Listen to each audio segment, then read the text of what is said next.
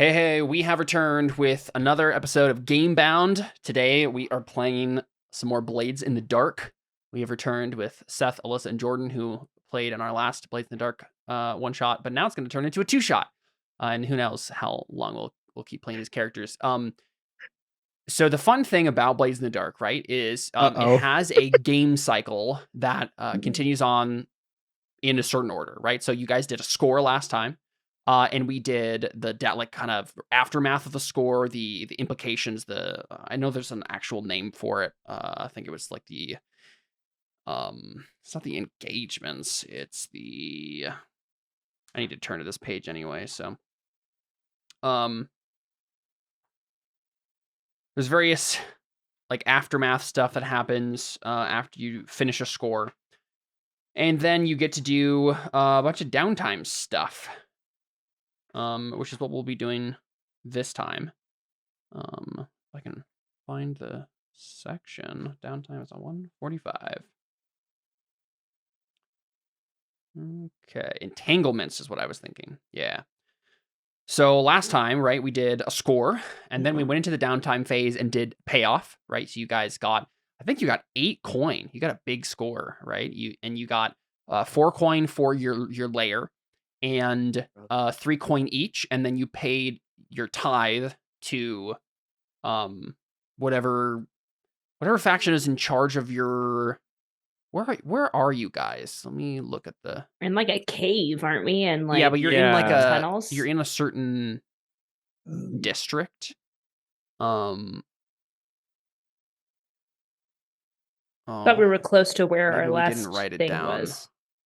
So you have a high society move, so I'm guessing. Oh, I know what it is. You can be wherever, right? And I think you guys are probably based in Rail Hub, I think is what it is. Yeah, we're in like a railroad abandoned and like subway tunnel or whatever. Yeah, exactly. But your sales that you usually do are in the district, the Pockets, right? So the Pockets being like the kind of rich artisan merchant district. And there's whatever faction is in charge of that. I think it was, I have a list here. It would be the Gilded Purse. So a group of like a corrupt merchant guild that basically demands a tithe if people are going to be doing criminal activities in their district.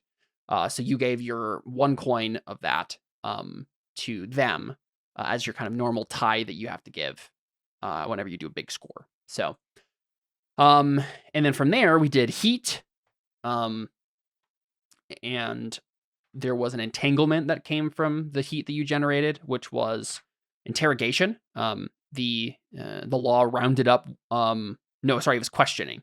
The law grabs an NPC member of your crew or one of the crew's contacts to question them about your crimes. So we decided that Hawksley, the Wolverine kind of railway worker, that helped you guys plan the job in the first place, it gave you the tip. He was the one who got brought in for questioning, got beat up. And I don't think it's not like I think you rolled and got just extra heat. Yeah.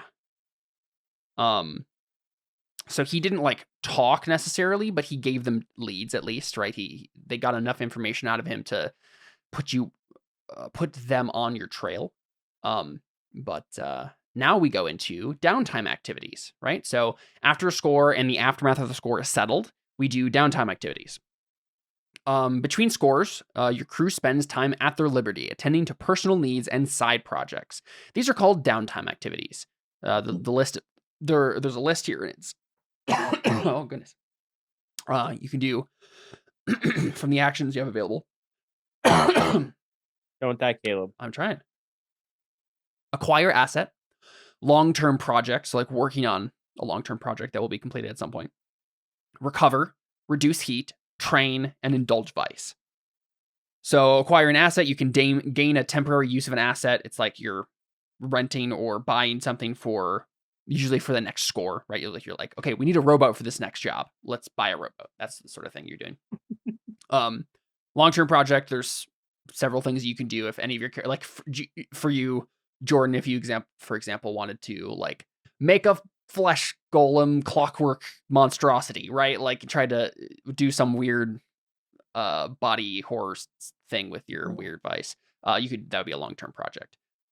Recover is probably something that Seth's character is going to have to do because you got a broken face, right? Reduce heat is something you can do, right? Say what your character does to reduce the heat level of the crew and make an action roll. So maybe you consort with your friend who's part of the law and he arranges for a few incriminating watch reports to disappear. Or maybe you command the fear of the local citizens so they're afraid to snitch, that sort of stuff. You can also train, so marking XP basically on an attribute or playbook advancement.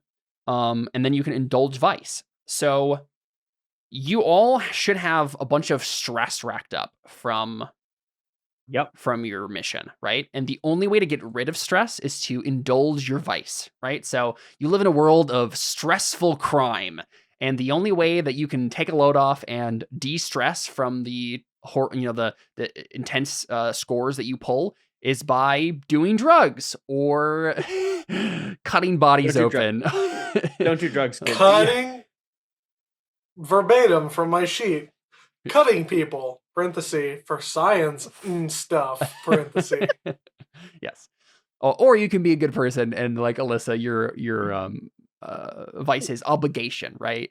She has people she needs to protect. And once she knows she's done some good, then she can de-stressify. We can only do one of them? So you have 2 actions in the downtime. Good. Right? So you can do 2 different things. You can, so if you, for example, Seth, you could recover and you could do your vice. And someone else could do, whatever. In whatever order we want to do it. But is there anything recap-wise that we need to get, like, is any part of what happened last time you guys don't remember? Right? So The only thing I don't remember, I kind of wish I remembered, is what I named all the different drugs based off of parts of the newspaper. Yeah. You listed it in the episode, but I didn't. I know, but I didn't save it. I didn't think we'd be coming back to this. I saved it in a notepad, so it didn't seem like I was actually holding on to stuff. Right. It's like someone gets into my Google Docs. What is Seth doing? Yeah. But yeah, you guys sell drugs, typically light, which is a magic drug that basically makes you into a superhuman or gives you visions, depending on how you use it. And yeah, you guys are kind of like a faction in the criminal underworld trying to do jobs, make it big in a kind of clock punk Western sort of city, maybe kind of, 1920s, 30s America is kind of the vibe for this. So. My drug of choice is social media affirmation. If this was a modern setting, then certainly that would be one of them. I do actually have one question. I realize. Because I have marked a syringe with bad light in it. Yes. Did I use that to kill the guy? So you used that to kill the dude. So I marked that off now then. But you can take that check off because that's like you get those every time you do a score. So this only matters for when you're in a score. So yeah. Okay, so it wouldn't matter anyway. Exactly. Okay. When you're downtime, it's assumed you have whatever you have at your disposal. It's the idea is you go on a score and you're like, what do I bring with me, right? For this score. But yeah. So is there any who wants to do a downtime activity first? I was gonna say mine's pretty simple, so we could just get mine out of the way real quick. Good. Essentially, Clancy Fairbright's gonna be sitting high on light on a pile of newspaper. Yep. And if a score involves a taxi driver, then it's a Scorsese. Wait, what? Wait, I'm not sure I got that one. I got it. Did Scorsese do something about with a video movie with a taxi? Did he? I don't even know. I don't get the joke. 1976, taxi driver. Okay. I was wondering. Yeah. So what do I? Yeah, recover. What do I do? Yeah, when you recover, you seek treatment and heal your harm. You might visit a physicker who can stitch your wounds and soothe your mind with anatomical science, or probably a light dealer who specializes in drugs that kind of keep you going. If you don't have a contact or fellow PC who can provide treatment, you can use the acquire asset activity to gain access to a healer who can provide service to the whole crew. So first off, you're going to have to look at your situation here. Does the crew have a contact or do you have a contact that could do healing on you? I have, I don't remember who he was, but I have someone marked as Kuruk, a native shaman. A native shaman. Yeah. He could probably do something, right? Whether or not he has light, he definitely has like herbal medicines and stuff, right? Well, I mean, I have as one of my special abilities that I'm constantly out smoking small amounts of light. Yeah. So like I just figured I always kind of have at least some that of makes it. sense. That makes sense. Yeah. So Kurik can probably give you like actual medicine and herbal remedies and stuff to help heal your face. All right, cool. So recovery is like a long-term project. Your healer rolls. The quality level of the NPC is probably what is relevant here. Then you mark a number of segments on your healing clock. Okay, sounds good. So let's go ahead and figure this out. I don't see any reason why they would be higher quality than 1, so I guess we'll just roll 1. So let me go ahead and roll something. What can I roll here? How do I do just like a blank roll?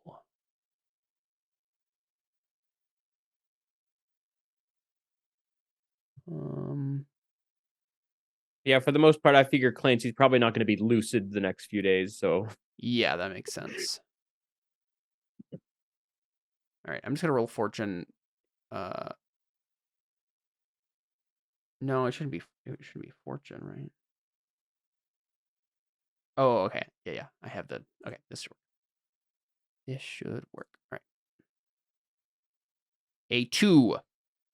All right, so 2 means 1 segment is filled in of the healing clock. So let's take a look. So you have a little clock right there next to your harm and stuff.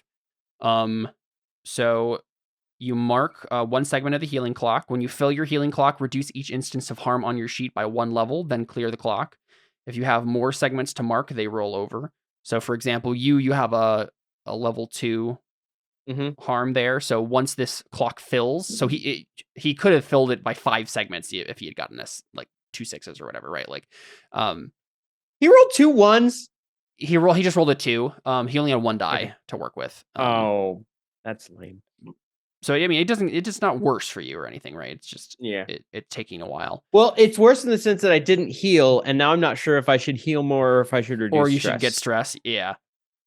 So keep in mind that if you what's it called? If you get your healing all the way up, it's still only going to be putting it down to I think less effect, right? Yeah, because it goes down, because 3 would be, I think, like you need help in terms of like you're out for the count sort of thing. So yeah, I mean, you can do it either way. You do have only 3 stress remaining to work with, so yeah, I was hoping good. I was hoping that my harm would be reduced more, and it reduced the minimum. So, well, this is the thing, right? This is the thing about being a criminal in the underworld. You don't have much time before the Piper comes calling again, and you need to make more money, right? And so it's like you got to get to another score. You got to keep going, even if you have a broken face. Well, hopefully I don't get a more broken face. Let's just reduce some stress. How do I do that? Sounds good. So you're gonna indulge your vice. Oh, do I just click the button? Let's go ahead and check it first. When you indulge your vice, you clear some stress from your character's stress track. Say how your character indulges their vice, including which purveyor of vice they use to satisfy their needs. I don't think I have a list of these yet, so it's. I think it's probably literally just I went to Kuruk, got some medicine, and then also got some light, and I literally just lay there on like literally just a bed made out of newspapers, right? And I just lay there the entire couple days. Yeah. So you're doing it during downtime, and let's see, you roll. A vice roll is like a resistance roll in reverse. Rather than gaining stress levels, you clear stress levels. The effectiveness of your indulgence depends upon your character's worst attribute rating. It's their weakest quality that is the most enthralled to vice. So make an attribute roll using the character's lowest attribute rating. If there's a tie, that's fine. Simply use that rating. Clear stress equal to the highest die result. So I think you should be able to do this if you click Indulge Vice. I think that's the point, is if you click it, you'll do... then 0 bonus dice? I think so. I don't know if there's any... Whoop. I just rolled it unnecessarily. Ignore that. Hey, no, I want the 6! I want the 6. You have to take the lowest result because I put I'll it at take the 0. lowest result. So ignore that. Actually, don't just cancel out if you haven't done anything yet. You should be. Oh no, you actually do have 0 dice on this, so that would be accurate. But I'll let you roll again. That's fine. It's your roll. Okay. Because So I just rolled. Basically, you're rolling with quote unquote prowess. But Mhm. so if you've been rolling with insight, for example, you would say 2 bonus dice instead of 0.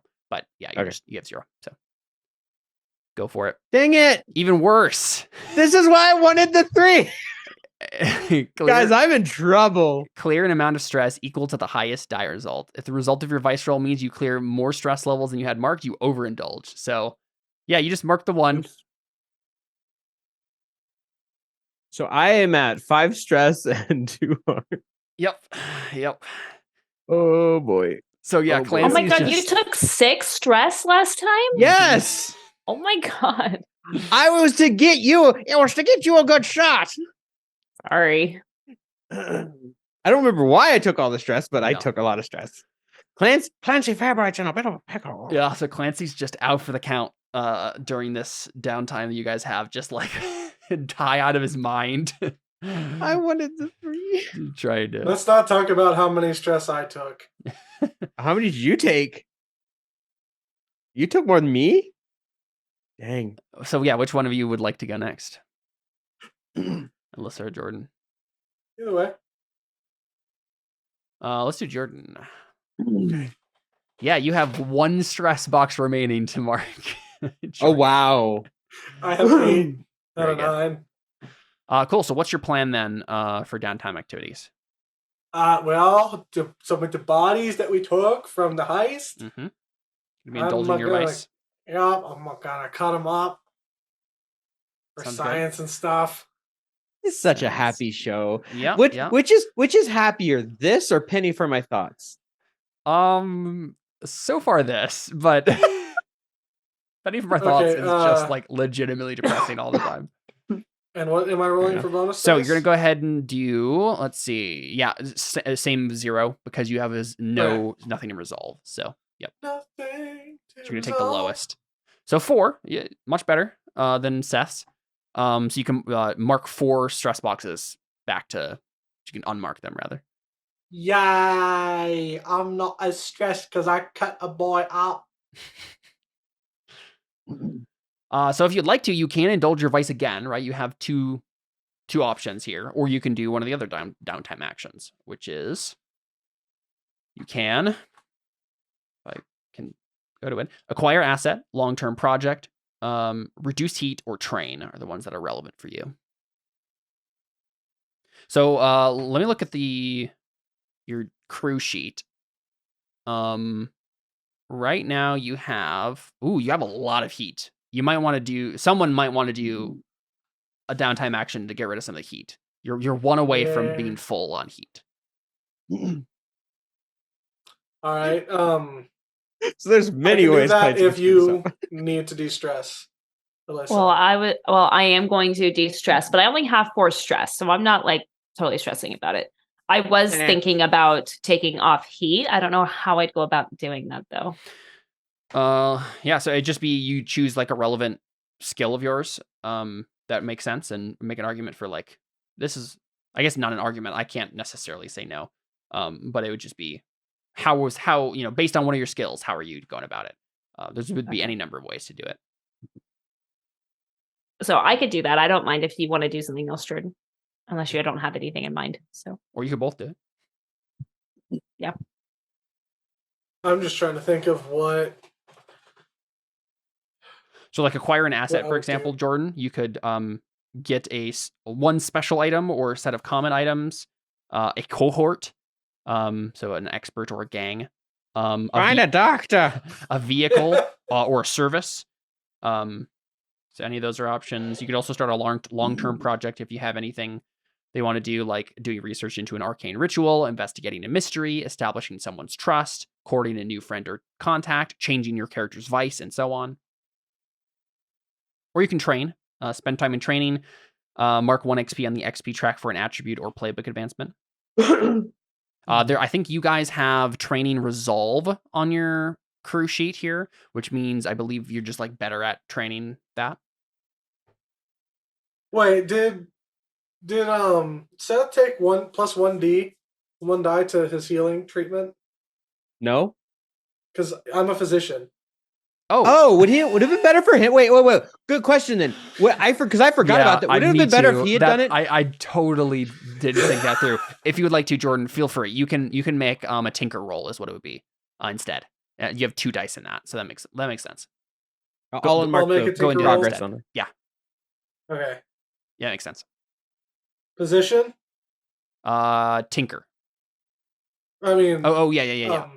Risky control, I don't- desperate fortune. I don't think it matters for this, so just do the default options.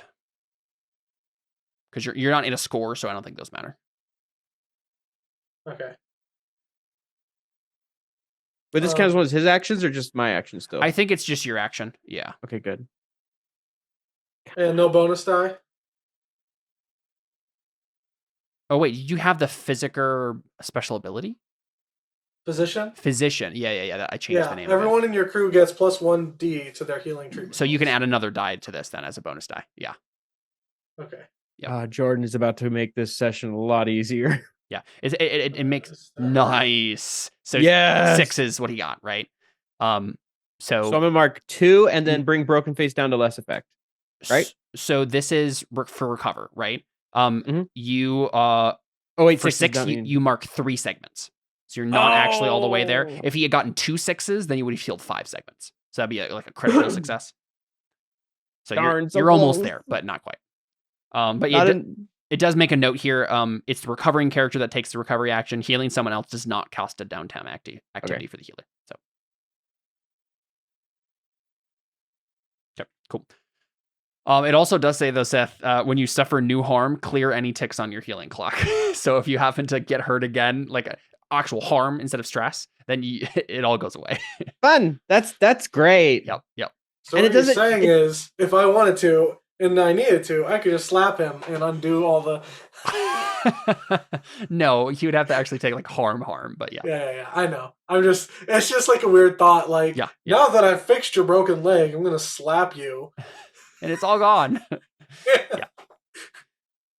But I wouldn't do that to Seth or his character. Thank you. Only Caleb kills my characters, remember. Yes, That's not true. I killed your character when we did the night one. Wait, what? When we did the night jousting thing, where we each of us were. Yeah, but that was the point of the game. Yeah. Yeah. Yeah, that's what I'm saying. The whole point was to duel each other to the death. Okay. Yeah, so what do you want to do for your other downtime activity? Well, I can either. I'm just trying to think of if I'm going to if I'm going to try to clear heat, what's going to be the way to do that with my abilities. Yeah, we can just take a look at your skills. It would either be survey or study, I think. Mm-hmm. Yeah. So I think let's see, what is the difference? Unless I between decided these to two? wreck something and I like blew up some That's true. documents somewhere. Yeah, you could certainly like cause havoc at a marshal's station or whatever, right? So to get rid of heat, I would add heat. Create more heat, yeah. But you're pinning down someone else or just like generally causing confusion. I don't know. I feel like trying to do one of the other things might be. You also have more dice in those, so it makes sense. Yeah. Let me check the skills real quick here. What page does it tell me to go to? Skills.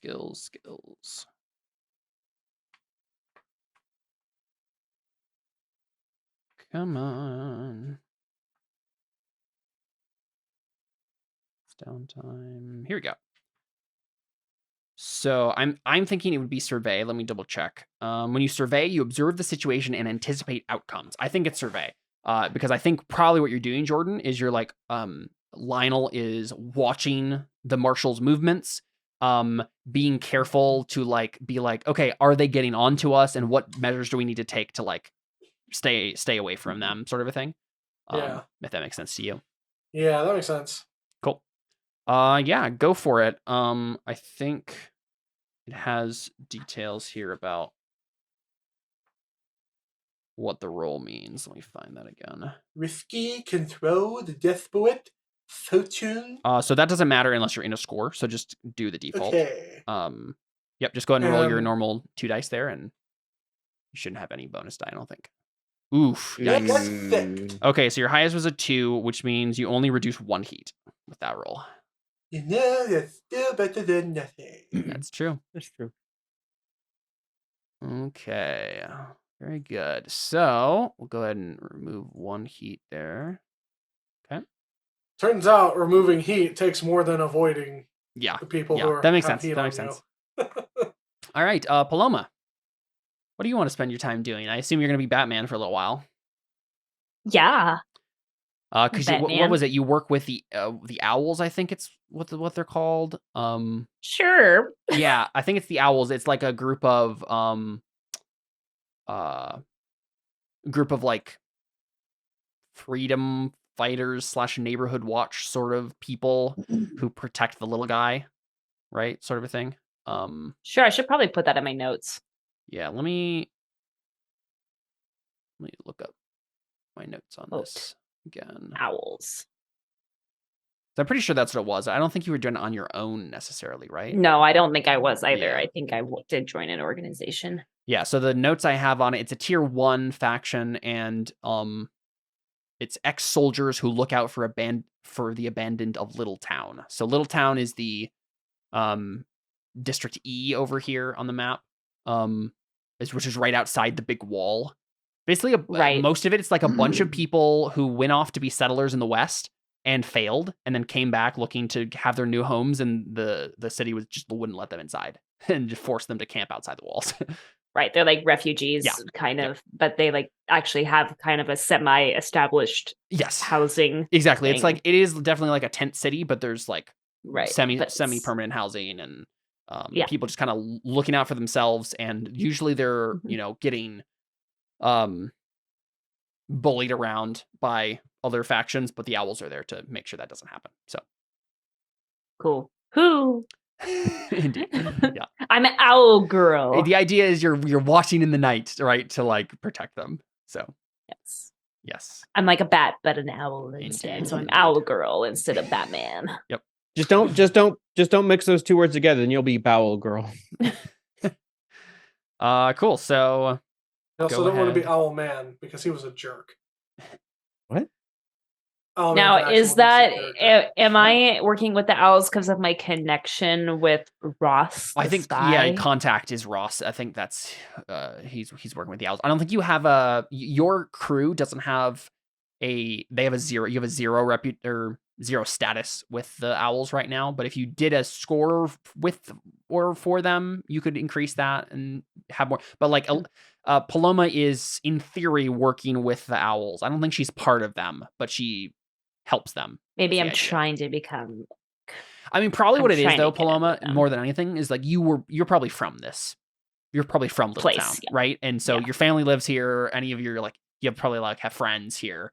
And so you believe in the owls' cause, and maybe you're not officially part of their group, but at the very least, like you know Ross, and you help out and do the same thing the owls are doing. So, go ahead and roll. So it's roll indulge. Click indulge vice there, and then it'll be whatever your lowest. So you have a 1 in resolve, so put at 1 for bonus dice. Okay. I don't know why it didn't say 2, which is sort of weird, but just take the first one, so which is the highest anyway. So so hold on, but don't I get the lowest one for stresses or no? No. Yeah, why she get the highest and I get the lowest? Because she actually has a dice in it. I don't know why. I'm kind of confused as to what it's doing 2 dice here. Too. Yes, but you had 0. You were rolling a 0, which means you take the lowest result. I don't. Oh, so there's only 2 dice because I had. Gotcha. Okay, I don't know that makes sense, why. actually. Maybe it's automatically doing it. Wait a second. Let me try rolling it again. Yeah. Okay. It's fine. We can take the 5. But I don't want to take the 5 because then I overindulge. Well, I only mean, have either 4 way, you either stress. get a 5 or a 6. I don't think I'm going to let you roll a No. third time. What No, I'm I saying get a is 5 or a 2. no. So what I'm saying is, it was automatically doing your lowest, so it would have just been the first die. It would have just been the 1, which is a 5. There's no reason for us to roll it again, right? It's just whatever the first die is instead of doing Okay, hold on. I think I understand. Let me just make sure I'm hearing this. So because Seth has 0, he rolled He rolled 2 dice and he had to take the lowest one. Indeed. But because I have 1 dice, I was only supposed to roll 1 dice and just take whatever that was. Exactly. And you accidentally put Okay. 1 bonus die. I didn't realize it was automatically calculating that for us. Calculated. So Okay. it's just the first So die I there. should just take the 5. It's 5. Okay, so I'm gonna overindulge. So you're what happens when you overindulging. what happens when you overindulge? So if your vice roll clears more stress levels than you had marked, you overindulge. A vice is not a reliable, controllable habit. It's a risk, and one that can drive your character to act against their own best interests. When you overindulge, you make a bad call because of your vice, in acquiring it or while under its influence. To bring the effect of this bad decision into the game, select an overindulgence from the list. Attract trouble, select or roll an additional entanglement. Brag about your exploits, +2 heat for the crew. Lost, your character vanishes for a few weeks. Play a different character until this one returns from their bender. When your character returns, they've also healed any harm they had. Or tapped, your current purveyor cuts you off. Find a new source for your vice. So the last one would be like, the owls are like, you can't do this anymore. You're bad at your job. Go away. You're making us look bad is really what it is, probably. Like, because they think you're one of us. Okay. So I think it's you who chooses this. So that's what it sounded like. Okay, so I get rid of all my stress, just to be clear. Yeah, you do. Yep. Okay, clear all my stress. Dang, man. I wish I wouldn't have rolled so high. That's what I was worried about, but I did want to clear it. Okay, so I'm sorry. Can you repeat one more time? Attract trouble. So you select and roll an additional entanglement, like we did before with like Hawksley getting taken in for questioning. Another thing like that would happen. Brag about your exploits, which means +2 heat for the crew. So you're just like being right. You're bragging about your missions and whatnot and getting attention. Lost, your character vanishes for a few weeks. Play a different character until this one returns from their bender. When your character returns, they've also healed any harm they had.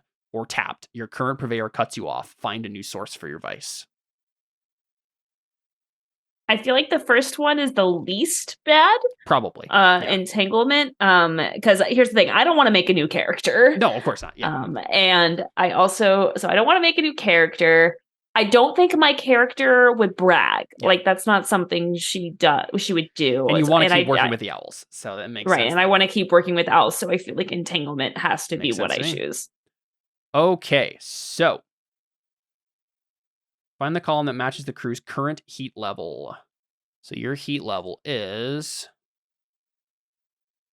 Well, it's a good thing Jordan reduced it somewhat. 5, 6, 7. It doesn't matter. 6+ is the highest one. Oh. Well, oops. So, I'll tell you the options, Alyssa, and then you can decide if you want to roll or choose one, right? Okay. So the first one is flipped. Flipped or interrogation. So flipped would be one of the PC's rivals arranges for one of your contacts, patrons, clients, or a group of your customers to switch allegiances due to the heat on you. They're loyal to another faction now. Interrogation would be the marshals round up one of the PCs to question them about the crew's crimes. How did they manage to capture you? Either pay them off with 3 coin or they beat you up, level 2 harm, and you tell them what they want to know, +3 heat. You can resist each of these consequences separately. Then the 4 or 5 option on the roll here would be demonic notice or show of force. So I'm not sure what demonic notice means in this setting particularly. We'd have to figure that out. But what it lists here in the original Blades in the Dark thing, right, is a demon approaches the crew with a dark offer, accept their bargain, hide until it loses interest, forfeit 3 rep, or deal with it another way. And then the other would be show of force. A faction with whom you have a negative status makes a play against your holdings. Give them 1 claim or go to war. Drop to -3 status. If you have no claims, lose 1 holder instead. So a faction would go to war with you guys, like try to do something against you. And then if you roll a 6 on this, it would be arrest. An inspector presents a case file of evidence to a magistrate to begin prosecution of your crew. The marshals send a detail to arrest you, a gang at least equal in scale to your wanted level. Pay them off with coin equal to your wanted level +3. Hand someone over for arrest. This clears your heat, or try to evade capture. So basically there are three options: a 1 to 3, 4 to 4 and 5, and 6, and 2 of them have an or. So it could be either flipped or interrogation, demonic notice, or show of force. Would you like to choose one of those options? Any of those sound better to you than the others, or do you just want to roll? They all sound pretty terrible. Yeah. I'm not gonna lie. I kind of like the demon idea because that just gives story opportunities. Yeah. I'd have to And figure it- I out have a exactly what thought that as means. to what that but- would be too. Yeah. Sure. I guess I can consort with a demon.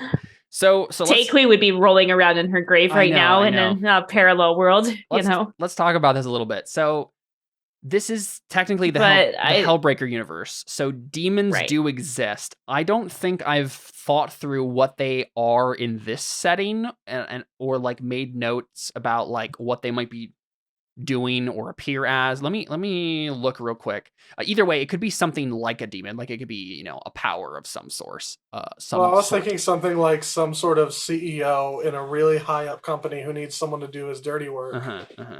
Who's noticed our deeds and is like, tell you what, you work for me and you do what I want you to do, and I won't report you to the feds.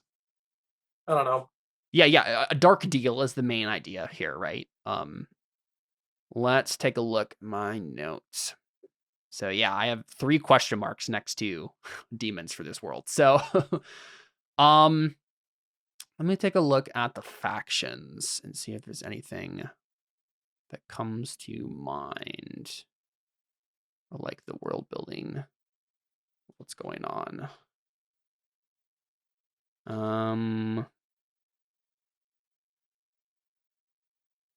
But is that the option we want to choose then for sure? Is that what we're thinking? Up to Alyssa.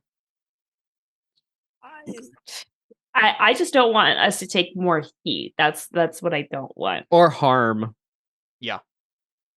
So I guess that's probably best option, which is sad to say that consorting with a demon is the best option. The best option in this list, yeah. If I take harm and I have to fix myself up, and that involves cutting my body open, does that count for healing and indulging in a vice? Say that again. I'd rather not. Let's move on. Yeah, let's move on. There's some weird implications with that. I didn't even really understand what was being said, so probably for the better. Probably for the best. Yeah. Because there are a bunch of like weird cults in the city. They're one that revolves around a flame that is about to sputter out. No. Never mind. Ignore the reference. Continue on. I did not get it. Yeah, me neither. Good. Was it a Final Fantasy reference? No. It was a Terra Nullius reference. Mm-hmm. Don't think about it. Just... Yeah, I won't. Oh, yeah, the Cult of the Dying Flame. Yeah, of course. Dang it! Yes. Well, of course. Okay, I'm going to read off some of these cults that exist. And you tell me what might be most interesting for like them to be I feel like you just said cults and finger quotes.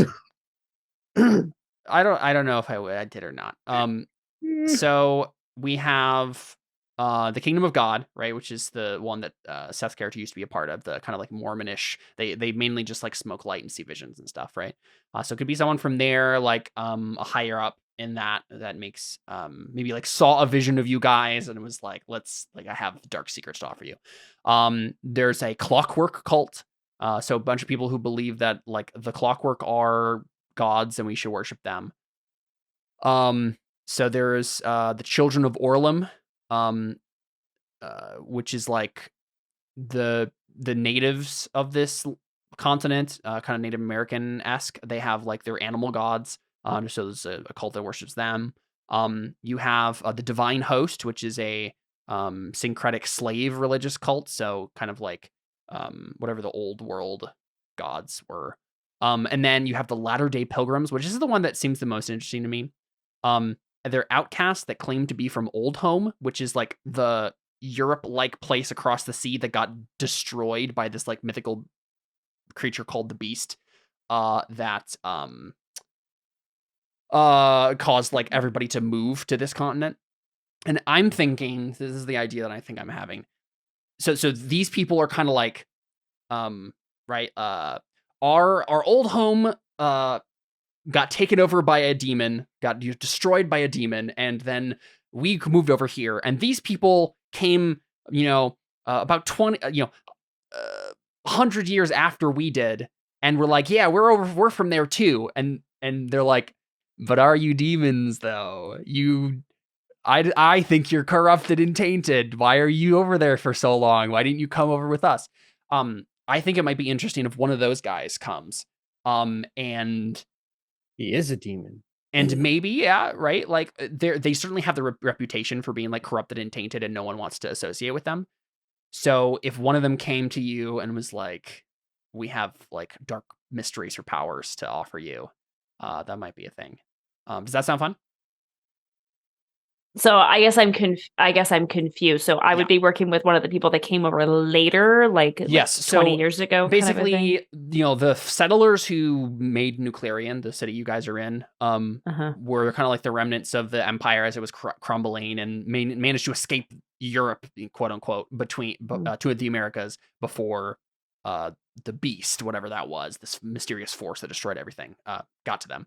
And then 100 years later, these guys come over, these random pilgrims come over from the same place. And they're like, yeah, we made it over too. And they're like, no. The whole thing was destroyed. There's nothing left. Like, if you're over here, that means you were like taken control by the beast and you're evil. So they kind of like live on the outskirts of the city and no one talks to them. So they also live in this tent city area? Maybe, I don't know exactly where they are. Where would they live? Yeah, they might be there. I don't think I made a note about it. It would probably be either Little Town. The Pits might be a place where they live, which is the criminal district, which is I think it's F. We're in the middle here. The Pits. Those would be probably places where they'd be. So they'd be on the outskirts of the wall too? Either on the outskirts or in the criminal district of the place. Looks like it's outside the wall. So the wall... Because the dotted line is the wall, right? Yes. So it looks like F is outside the wall. No, there's a dotted line here as well. Okay. It's just kind of obscured. Okay, I kind of see that, yeah. So where is the wall then? Yeah, I mean, it's not.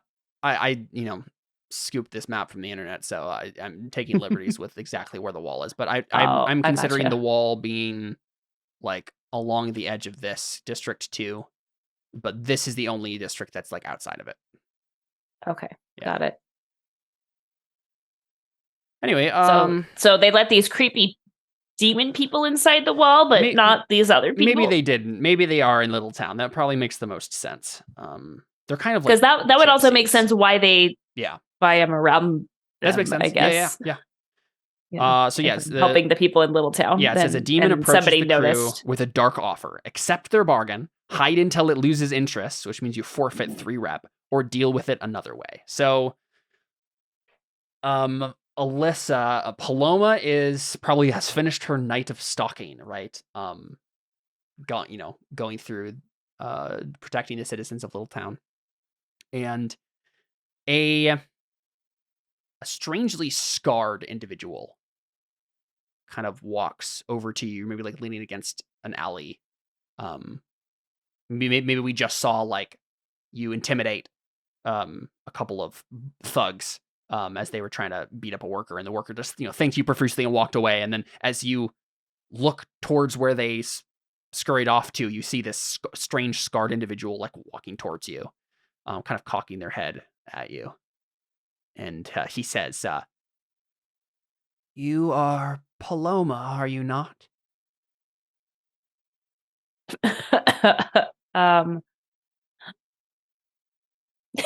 The one who watches in the night. Would you have an alias? I think Paloma is my alias. Oh, right. Yeah. I think. Let me double check that actually. No, my alias is Casa. Okay. I'm Casa. Yeah, so he would use that name then instead. So I suppose if he uses my alias, I would say yes. Yeah, okay. If he says Paloma, I'd say, I don't know what you're talking about. Yeah. Yeah, I think he uses your alias. He wouldn't know you by your other name, probably. Yeah, so you say yes, and he says, I was sent to you. There's someone who wants very badly to talk to you.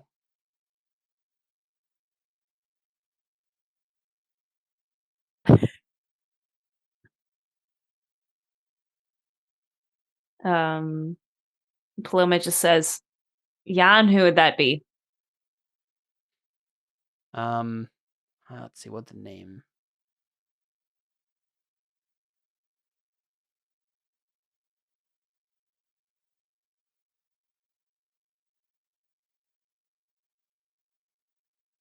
We call him the Hunger. You may know him as the Beast. So he basically just said Satan wants to talk to you. That's right. That's what you would. Paloma just like tilts her head and just says, I'm sorry, I'm not interested in talking to the Beast. You don't have a choice in the matter, Casa. Hunger waits for no man. Eventually, it will turn you inside out. You will eat yourself if he doesn't devour you.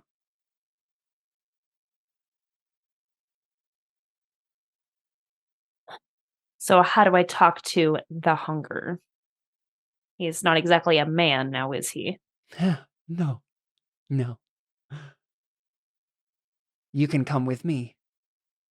You and your friends, Paloma.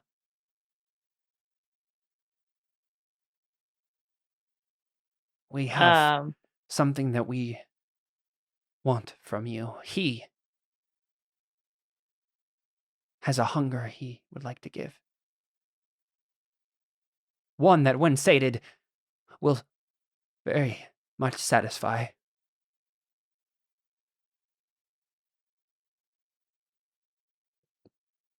Right, so according to the thing here, you either have to accept the bargain, right, or deal with it in hide another way. until it loses interest, which means you forfeit 3 rep from your crew.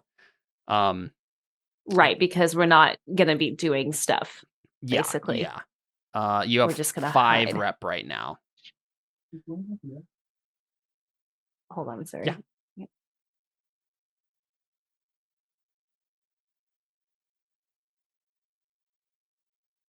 Or deal with it another way. Paloma just shoots it.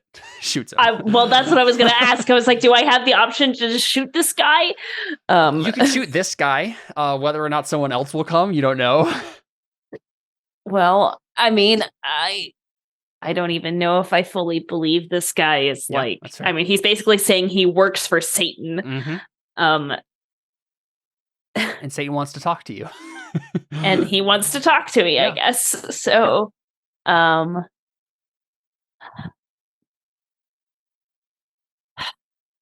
yeah, how would Paloma deal with this? Because she really doesn't want to go with this guy. No, of course not.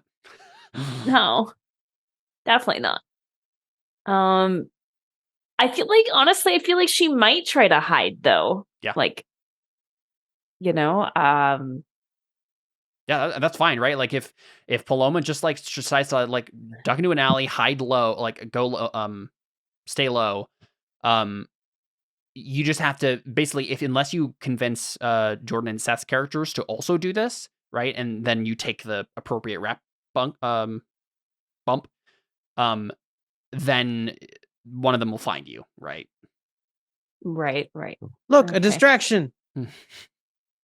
Because I feel like that's what Paloma would do. She wouldn't just like immediately like shoot this guy. She'd be like, she'd try to hide, and then if worst case scenario, she would fight back and be like, no, and then kill. Yeah, so really just like as long as the idea here was it would be you guys literally have to lay low for a little while and like maybe move around your base or abandon it for a little while and come back to it, like something drastic enough to decrease your rep, because like suddenly you're not doing jobs, like people aren't being able to hire you, and you kind of disappear in the street talk amongst everybody. Mhm. And when you come back, you'll have to kind of rebuild your reputation and do jobs again. How much rep did we get from our last job? I think you got a good amount. I mean, you have 5 right now, or 5. Which I feel bad making us lose rep. So the crew earns 2 rep per score by default. If the target of the score is higher tier than you, you take +1 rep per tier higher. They were tier 3 and your guys are tier 0. So I think you had 0 rep when you started the game last time, and you got 5 just for that job. Oh, wow. Okay. Then maybe I don't feel as bad about it. Yeah.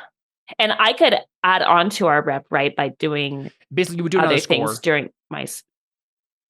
Well, don't I have one other thing to do? No, you did during my downtime. Yes, you're right. Yeah, I forgot this is just an overindulgence thing. Yeah. Yes, so you could technically. So I don't know think if I'll do that. I don't know if there's something you can gain rep in. Oh, okay. Downtime activities. I don't know. There was. I thought you mentioned something. Let me look. It's like reduce heat, train, recover. Yeah, I don't think there's something that like just gives you rep. Well, then, so probably what would make most sense is I tell us we need to go into hiding because I may have overplayed my cards in the little city, and now we have a demon that wants to like make a deal with us. So let's like just lay low for a little bit, and I'm just gonna like train for a little bit. Clancy goes, fine by me. Or is she saying to move or just to stay lay low? And so the idea here, right, is like whatever you do, the only mechanical thing that happens is you just lose the 3 rep. We don't have to play out anything, or you don't lose anything else. It's just like that's the thing that happens. Okay. Yeah. So whatever measures you take to do that, to like lay low, whatever it is, it doesn't matter. You just lose 3 rep. We shelter in place. Yeah. My idea was I was going to say, if she said we had to move, like, do you have any idea how hard it is to move this much newspaper? This is heavy. I don't know if she would say we have to move, because I did my work in a separate area, so it's not like we necessarily have to move. Yeah, so the idea, I think, basically is that you can't go out for a while. Yeah. Yeah. Especially in the little city. Yeah, little town, yep. Yeah, little because, my character's totally the type that goes out on regular excursions to the nightclubs. Complete socialite through and through, yeah. How funny would that be, actually? Well, cool, then, yeah, so you want to train for your next action. Sounds good. Let's take a look at what that... So yeah, what does that actually like entail? When you spend time in training, mark 1 XP on the XP track for an attribute or playbook advancement. If you have the appropriate crew training upgrade unlocked, mark +1 XP, 2 total. So, for you might want to consider doing something you already have XP in. So XP would be, you don't have any XP. I guess you didn't do a desperate roll last time. I marked 2 XP. In playbook advancement. Okay. Yeah. Yes. So there's a difference between playbook advancement XP and attribute XP, right? So you see insight, prowess, resolve. You don't have any of those, but you can do it. You can practice one of those, or you can do playbook advancement. Either one is fine, right? If you decide to do resolve, you'll get 2 instead of 1 because your guys' crew has a training upgrade for resolve.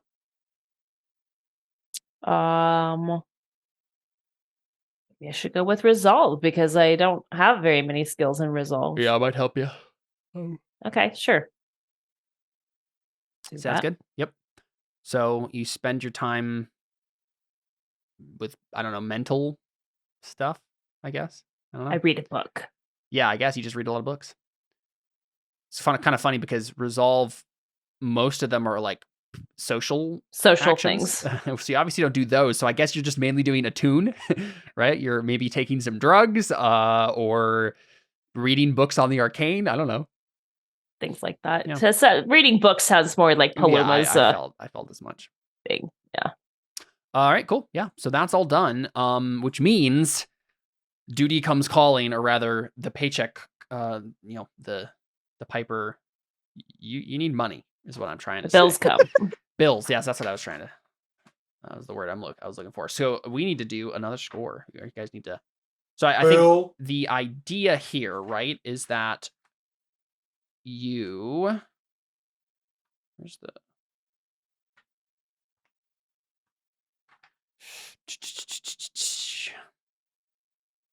Score 125. Okay. So we start with this. Alrighty.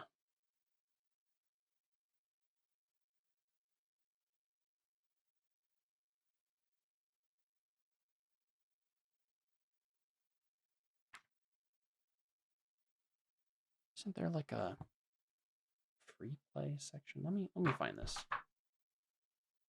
Sorry.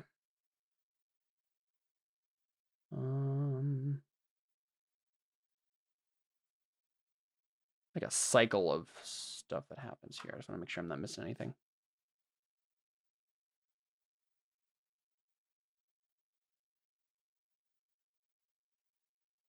Yeah, so I guess the idea kind of here, right, is that whether or not you're getting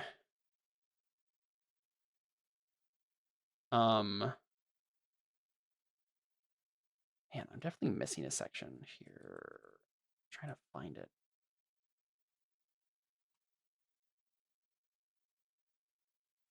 Right, example of play. Here we go. Here we go. Okay, game structure. Yeah. So you do downtime, and after downtime, game returns to free play, and the cycle starts over again. So by default, the game is in free play. Characters talk to each other, they go places, they do things, they make rolls as needed. When the group is ready, they choose a target for their next criminal operation, then choose a type of plan to employ. This triggers the engagement roll, and then the game shifts into the score phase. So technically, we've moved into free play. So unless you guys, you can at any point just be like, we want to find a mission. But in theory, you can just wander around or do whatever else you want to do, right? You just can't do any more downtime activities, right? This would be like kind of the intermediary period where you're like trying to find a job, figuring out people who you could do jobs for, that sort of stuff. I have an idea. Yeah, go ahead. Let's go after the people who are wanting us to follow the demon. Yeah, you want to do a score against them? That sounds fun. It's the thing I can think of off the top of my head. Right. So you have to keep in mind the thing for you guys, right? You're hawkers. You're the main criminal thing you do is you sell drugs. So example like scores for you, right, would be like, I think it's actually on the crew sheet here. I realize it's not like probably mechanically the best thing to do. It's just like story wise, it makes the most sense. No. Yeah. I just saw this at the end of each session. For each item below, mark 1 XP, or instead mark 2 XP if that item occurred multiple times for the crew. Last time, did you guys acquire product, supply, execute clandestine covert sales, or secure new territory? Well, you at least got the big score of light. Contend with challenges above your current station? Yes. Bolster your crew's reputation or develop a new one? Yes. Express the goals, drives, inner conflict, or essential nature of the crew? Yes. So you guys have some XP here to work with too. Let me find faction playbooks here. Yeah, here we go. Hawkers. Okay, so the type of hawker jobs, right, would be like a sale, supply, show of force, or socialize. Where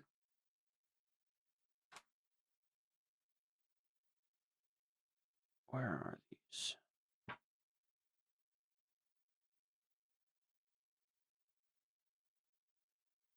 Where are these listed?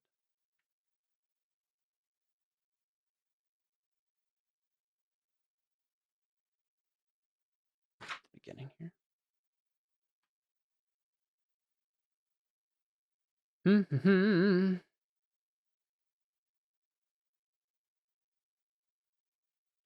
It's like capitalizing these types of things, and then I'm not finding where it's listing them. Yeah, I mean, I guess maybe they're self-evident. So, right, typically the stuff you're going to be doing as a score, right, is you're either going to sell drugs to people, you're going to find new supply, which is what you did last time. You're going to do a show of force, which basically, which I guess you could do a show of force against this cult, right? If you'd like to, but usually show of force is like, a faction is trying to sell in the same place that you are. You got to let them know who's boss, or another faction is something like that, or socialize, which would be making allies or contacts or whatever to try to get a new buyer or whatever else. So it's totally fine if you guys want to like take a job against the Latter-day Pilgrims, right? And be like, y'all are creepy. Y'all need to we need to show a force. We need to show these people who's boss, and basically just be like, you need to stay away from us. That is definitely something you can attempt to do. It's just that the payout might not be good, right? You might get a reputation from it, but probably not money. So, if you're fine with that, that's fine. Up to you guys. Yeah, because you could try to look for a more normal job, or Can we just steal drugs from the demon people? That's what Which I was is wondering. not a sentence I ever thought I would say in my life. Let me just throw that out there. You would have to find out if they have drugs, right? Right. Are they even a cult that uses drugs? That'd be the question, right? So that would be roles, right? That would be right now. You guys would do some legwork, right, to figure out that stuff if that's what you wanted to do. Which is kind of in line with study with my character. That's true. Yeah, you could do some studying. The thing is, I'm not sure books are going to tell you about this. It might be more. Well, here, let me look at the. So, study is you scrutinize details and interpret evidence. You might gather information from documents, newspapers, and books. You might do research on an esoteric topic. You might closely analyze a person to detect lies or true feelings. So yeah, I think this works. This would be you doing research in the newspapers or wherever. Have the Latter-day Pilgrims ever been associated with drugs? Right? That's certainly a role that can be attempted. That makes sense. Do you want to do that? Yeah, let's do that. Cool. Clickety clackety. I roll to discover if my. Oh, I was hoping you said tackety. No, not attackity this time. This time I'm rolling to determine whether or not my enemies are drug dealers. Indeed. As one does. Let's. Yeah, I was gonna say, risky standard is probably what you're doing. I forgot about the free play section, so that I think there is the position and effect do come into play in these roles as well. So with a 6, I mean, that's a success, right? You just get what you want. So that would be a good question. So they came over late, supposedly, right? In theory, which means they don't probably have, at the very least, have a long enough history, or a long history like you guys or other people on the continent do with the drugs, with light especially. But that doesn't necessarily mean they wouldn't use them. So let's say, I mean, you got a 6. I don't know. I just kind of have to decide, but I'm not sure. I mean, it would be. I mean, easier. if you decide that they don't use drugs, then that's fine. We can figure something else out to do. Yeah, I don't think they do. Let's go with that. I think they're probably one of the only, because the idea, right, is that most people in Nuclearian and similar environments are in the setting generally would use drugs, like this magic drugs, or they are involved with clockwork, or both. I think these guys are neither, right? They're like the only group that doesn't really associate with any of that stuff. So whether or not they have their own weird stuff going on, you don't know. There's certainly lots of rumors about it, but to answer your question, basically, they're not involved with drugs or clockwork. So it's not that they just don't do it. They're not involved with it at all. They're not involved with it at all, I don't think. Yeah. So they're not trying to get it into other people's hands. No. Okay. They seem to have much more esoteric goals and means. So Okay. if they have some sort of arcane something, it's not clockwork and it's not light, right? So,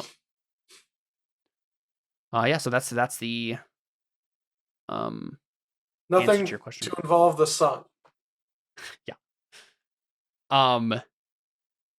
So this means that you can't steal drugs from them, but that doesn't necessarily mean they have no money or, they have nothing valuable. You just don't know what it would be necessarily because they're pretty aloof. There's not a lot of information on them. I think Jordan has gotten, or Lionel rather, has gotten as much information as he can, like reading newspapers. Someone else would probably have to go talk or ask around in Littletown or something. To find out more direct, I actually heard it I from just don't someone. know that Paloma wants to do that. That's Paloma fair. does not want to associate with the hunger. Yeah. Yep, that's fair enough. I think that she's fairly not superstitious, that's not the right word, but she doesn't like the idea that she got the attention of the beast. The literal beast, yeah. She's like, that kind of freaks me out a little bit. Yep. I want to lay low. I don't want to associate with that. Would this be a Clancy thing then? He's good at talking to people, right?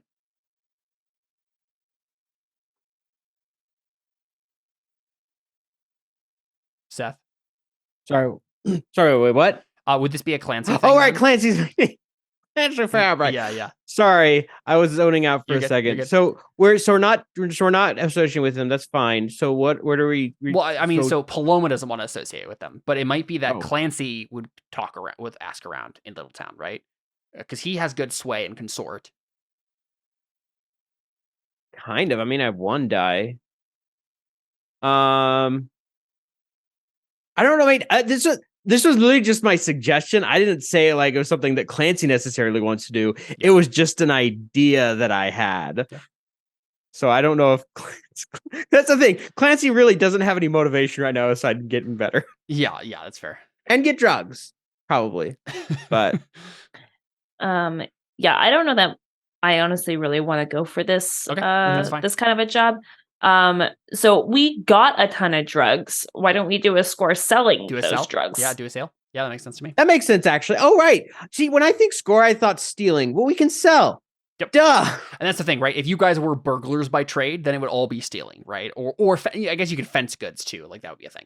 But you guys, your whole thing is selling the goods. So is it all light? All the score that you got from the Kingdom of God, yes. I'm sure you peddle in other drugs and maybe have some right now, but oh yeah, that was my whole shtick. The big thing you need to offload right now is this huge case of light that you got. Okay. Cool. Yeah, so you need to find a buyer, right? That's kind of your next step here is someone needs to make a roll. Probably Clancy. I mean, you have, or unless someone else has a better consort, but consort is probably the role that's being made here to find a good buyer for this. I have one. Does anyone have more than one in consort? It feels like such a low number, but I guess it's not bad. Okay. And there's no way people can help or anything like that? People can help. They spend stress to help, right? Oh, let's maybe not do that. My consort is a whopping. Yeah. Well, I have no stress. Has zero stress. So yeah, let's see if you. she can help. I'll help you. I think it's you spend one stress and give them one die, I think. I think so. Let me see. I think it's listed on the sheet here. It's listed somewhere. Oh, I think it's a handout thing here. Rolls. Plus one die if you have assistance, which how do you give someone assistance is the question. They take one stress. Yep. Okay, so I'll take one stress and give you an extra dice. And so I click consort. I do. Yes. What's our position? That's be the question. So you have to decide who are you looking for. Are you asking around the pockets like you normally do, the kind of rich merchant people who want to buy the expensive drug and do whatever they want? Are you selling it to a middleman?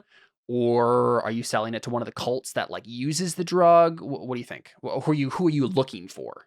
Because then that would probably decide if it's risky or whatever.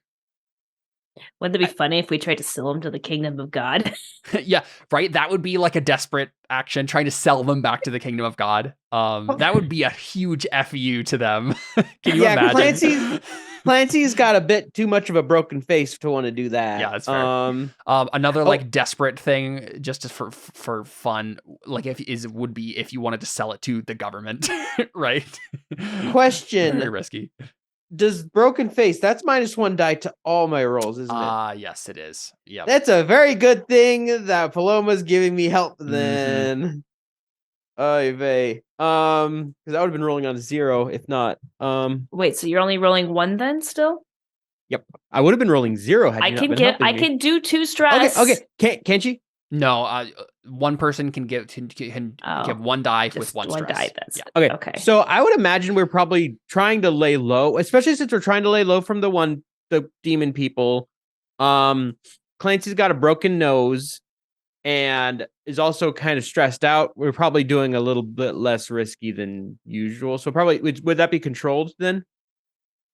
If we're like trying not to be extremely but risky who are you trying to sell it to then? It would be the question, right? I would say like our or who are you trying to? What kind of person are you trying to find? I guess to sell it to. I mean, we have like our typical user base, don't we? Yeah, you just want to find like the most like easy person that you've sold to multiple times. You've never had an issue with them. That's kind of what you're looking for.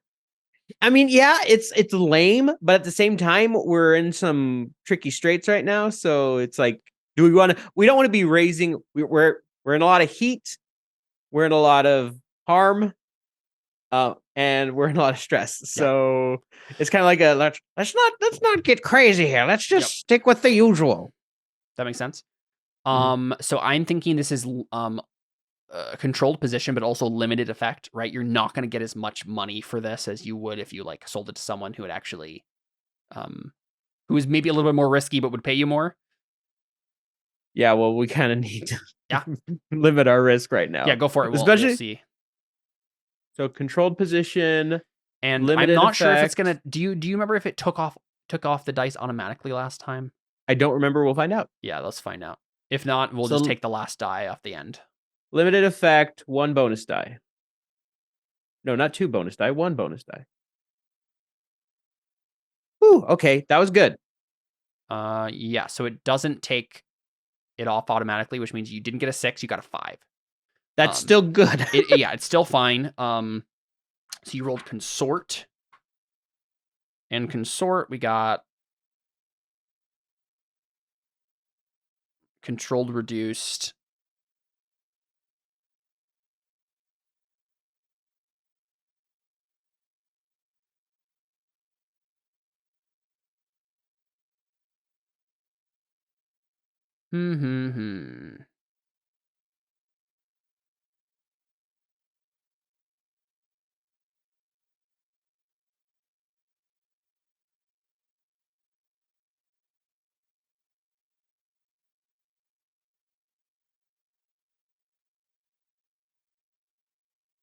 Okay, so with a 5, I think the normal channels you send messages through the normal channels, the nobleman or merchant in question gets back to you and everything seems fine, but there will be a complication right away when we start the job that you guys didn't know about. It's kind of like it'll be minor, but there is something that'll like come up immediately. So let's go ahead and jump into the score then. All right, let's actually do the deed. Score. Okay, so this is. So you don't need to do planning. You just want to have a type of plan, and then we roll the engagement roll. So you're not trying to lie to this person. You just want to get a good bargain, right? It's just like a normal a negotiation. We're trying to get enough to get by while the heat's high. Sure. Yep. Sounds good. So you're doing a social plan. And the detail of the social plan is the social connection, but I think you already have that, and it's this dude. So let me generate a name for this guy. We can do the engagement roll here.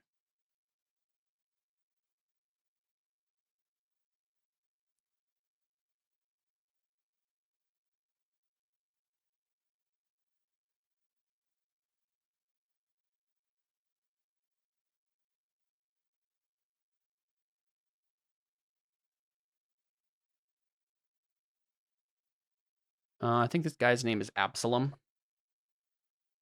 Oh, would I be able to so I have buzzed. You concentrate on a small amount of light to keep drug running through your veins. As a result, your senses are being greatly heightened. When you are about to take an action, you may survey to gain precognition of the consequences of said action. Or actually, that might come up. That when might actually become in the relevant middle of it. Yeah, exactly. Yep. I was remembering it wrong. Mm-hmm. Okay, so after the plan and detail are in place, each player chooses their character's load. How much stuff are you bringing on the job, right? So you don't have to choose which stuff you're bringing. You just have to choose light, normal, or heavy.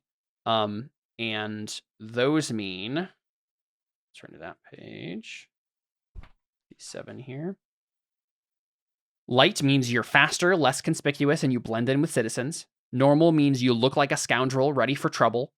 And heavy means you're slower, you look like an operative on a mission. I think each person can choose differently.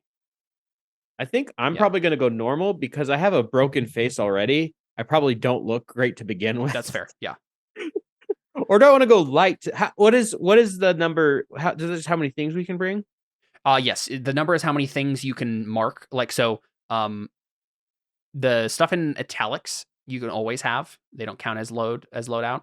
But basically the idea is every time you want to have an item here, you would mark the check mark, and then once you get to 5, then you'd be done. You can't bring anything else. The stuff in bold counts for 2.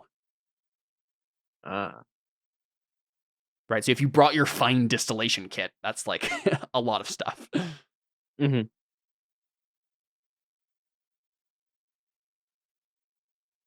Yeah, I think Clancy would go in just assuming this is just a normal job. Yep. So you can look like a scoundrel. It's all right. This is a normal job. Paloma and Lionel, what's your loadout? I'm gonna go with normal. Normal. Yeah, I'm gonna go with normal as well. Sounds good. I'm normal. All right, engagement roll. Once the players choose a plan and provide its detail, the GM cuts to the action, describing the scene as the crew starts the operation and encounters their first obstacle. But how is this established? The way the GM describes the starting position can have a huge impact on how simple or troublesome the operation turns out to be. We use the dice roll to decide this. This is the engagement roll. The engagement roll is a fortune roll, starting with 1 die for sheer luck. Modify the dice pool for any major advantages or disadvantages that apply. Is this operation particularly bold or daring? No. Is this operation overly complex or contingent on many factors? No. Does the plan's detail expose a vulnerability of the target or hit them where they're weakest? No. Is the target strongest against this approach, or do they have particular defenses or special preparations? No. Can any of your friends or contacts provide aid or insight for this operation? I don't know if you have any contacts that make sense. What about our main contact, the one guy that got us information about the deal? Huxley is a railway guy, so probably right. Okay, forgot about that one. Yeah, he's a smuggler by trade. Okay, so with our probably doesn't know a rich merchant. With our clever friends, there's one that's red with an up, and then there's red is one the that's good black one. with Red an is your actual up. friend. Black would be like an enemy or a rival. Okay.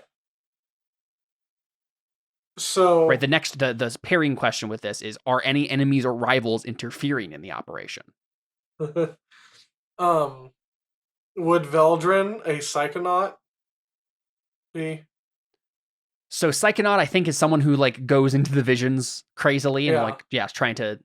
So I don't think so. Probably not. Right. Okay. If you want arcane weirdness, then you'd go to that guy. I don't think Rasa Spy would probably not help us with this. Yeah, I don't know if you have any helpful contacts for this one. Vin's dead. So that guy's. Oh wait, we killed him last night. Did he? Wait. Oh yeah, what happened to him last that time? was the body that Jordan's character was cutting up for his vice. I forgot he died. Oh right. Now I remember. He was on the train. So I'll just go ahead and delete him from your sheet there. I'm sure that Clancy will make a new enemy soon enough. Yeah, that's true. I'm just looking at everybody's like enemies to see if anyone would like be an obvious interference. I don't think a corpse thief is going to get in the way here.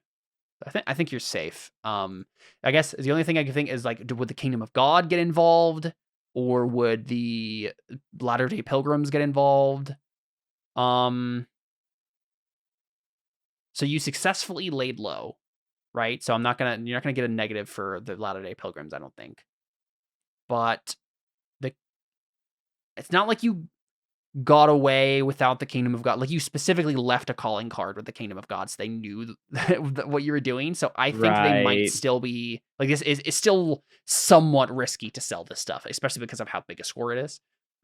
Because they'd be looking out for this. So I think you'll take -1 die for them trying to interfere here. Are there any other elements that you want to consider? Maybe a lower tier target would give you +1 die.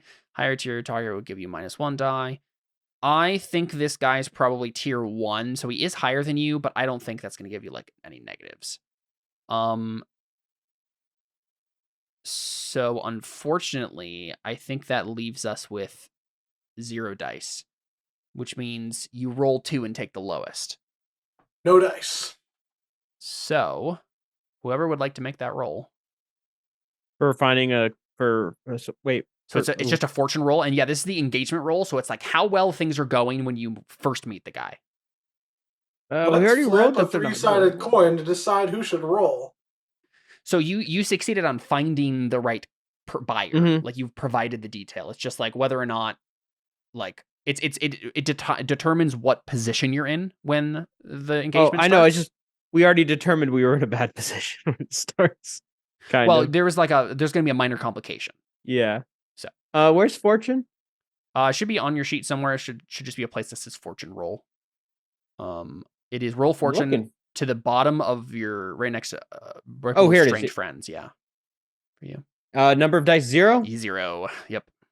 YOLO, guys. Take the lowest. Oh. Writing a note. Maybe.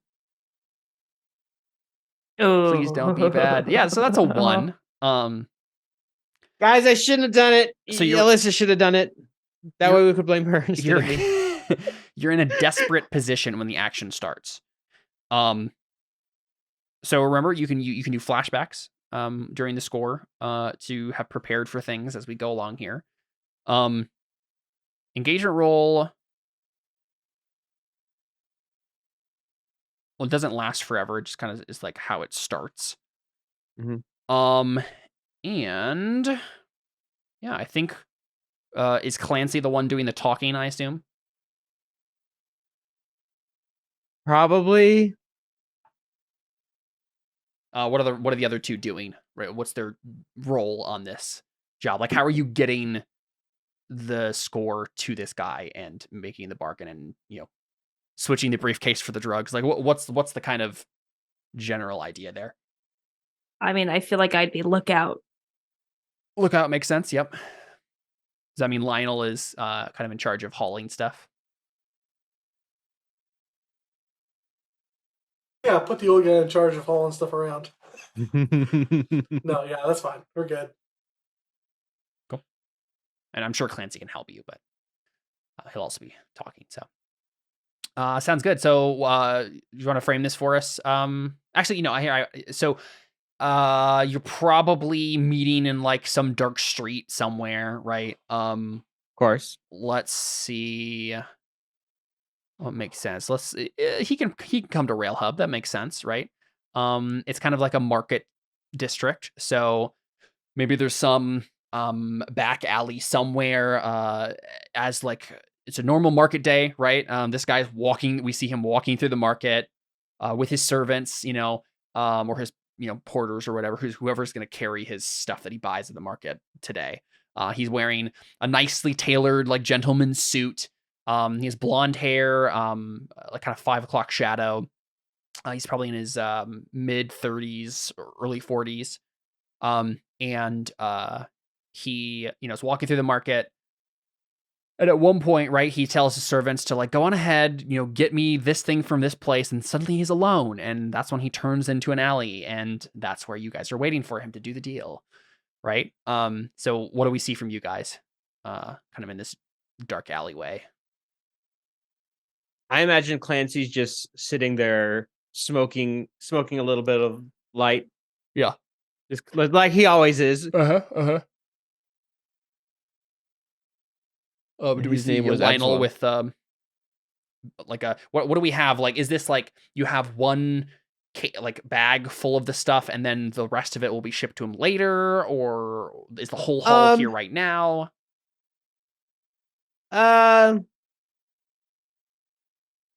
Probably, you know what it probably is? Probably half now, half once you give us the payment. Or like just half to show you we have it, and then once you pay us, we'll show you where the other half is. Yeah. It's kind of like, show me the money, show me the goods. And then we see Paloma like up on a rooftop, right? With her rifle. Yeah, keep a lookout. Cool. So he walks up to you and he says, Clancy, it is well, I won't say good exactly to see you, but it does put a little bounce in my step when I see that wafting smoke of light coming from your lips. Just jokingly, Absalom, Absalom says, well, Absalom, you never been the lucky yourself, but I'd always get a glint in my eye when I see your money. What a strange relationship we have. Now, where is this score that I've heard so much about? A big one, you say? Oh, quite big, in fact. You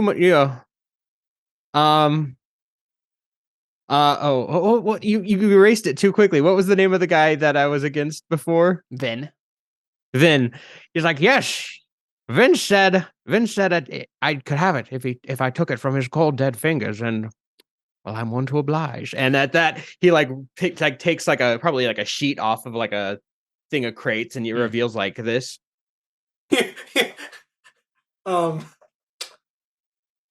Lionel like reaches into his bag and pulls out a couple of fingers. Lionel, he blanches and he's just like, "What? What did you put those away?" Lionel, not everyone is as sick as you. Put that away. Sorry about that. Why do you bring him? It's a long story. I don't get into that long story. Father. Yeah, so he's I'm the oldest one here. I know.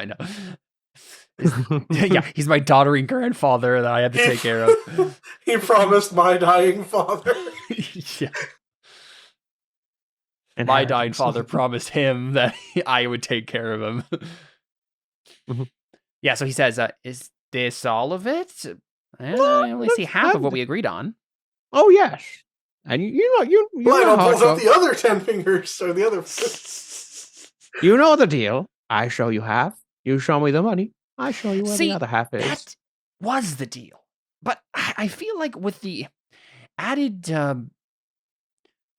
exposure your little crew has had over the last few weeks, I just don't see the merit in having 2 drops. I think it would be better to just do it all at once. So I'm happy to rearrange another time that we can do this. No. Bring it all. We have it all. I'm just like literally, it's here. Just want to make sure, we deal with some unsavory people. It's just standard procedure. Nothing against you at all. Would you like? And actually, he'll like reach into his pants and pulls out a newspaper and says, "It's written right here." It's the funny papers, of course. In the fine print. I think this is probably where you make the roll, Seth, right? To convince him like this is a good deal. We're not scamming you. Like it's all here. Let's shake on it. Oh, whoa. So I think that's charm.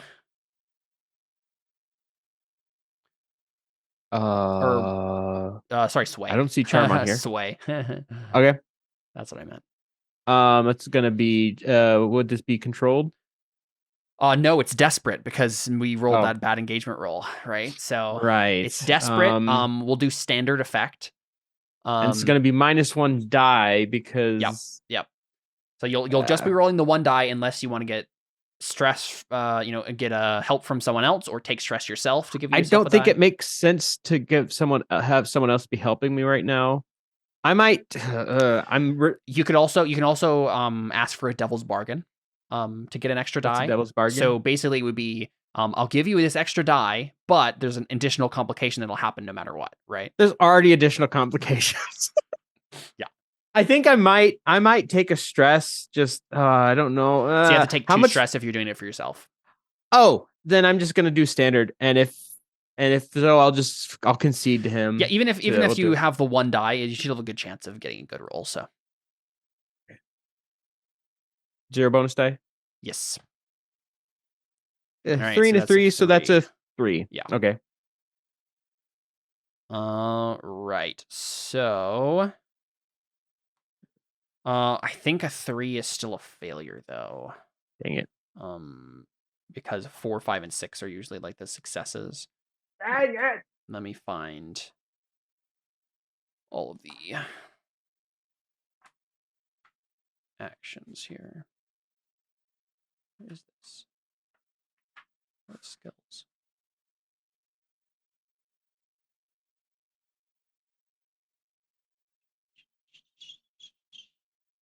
Here we go. Sway. Okay, so desperate.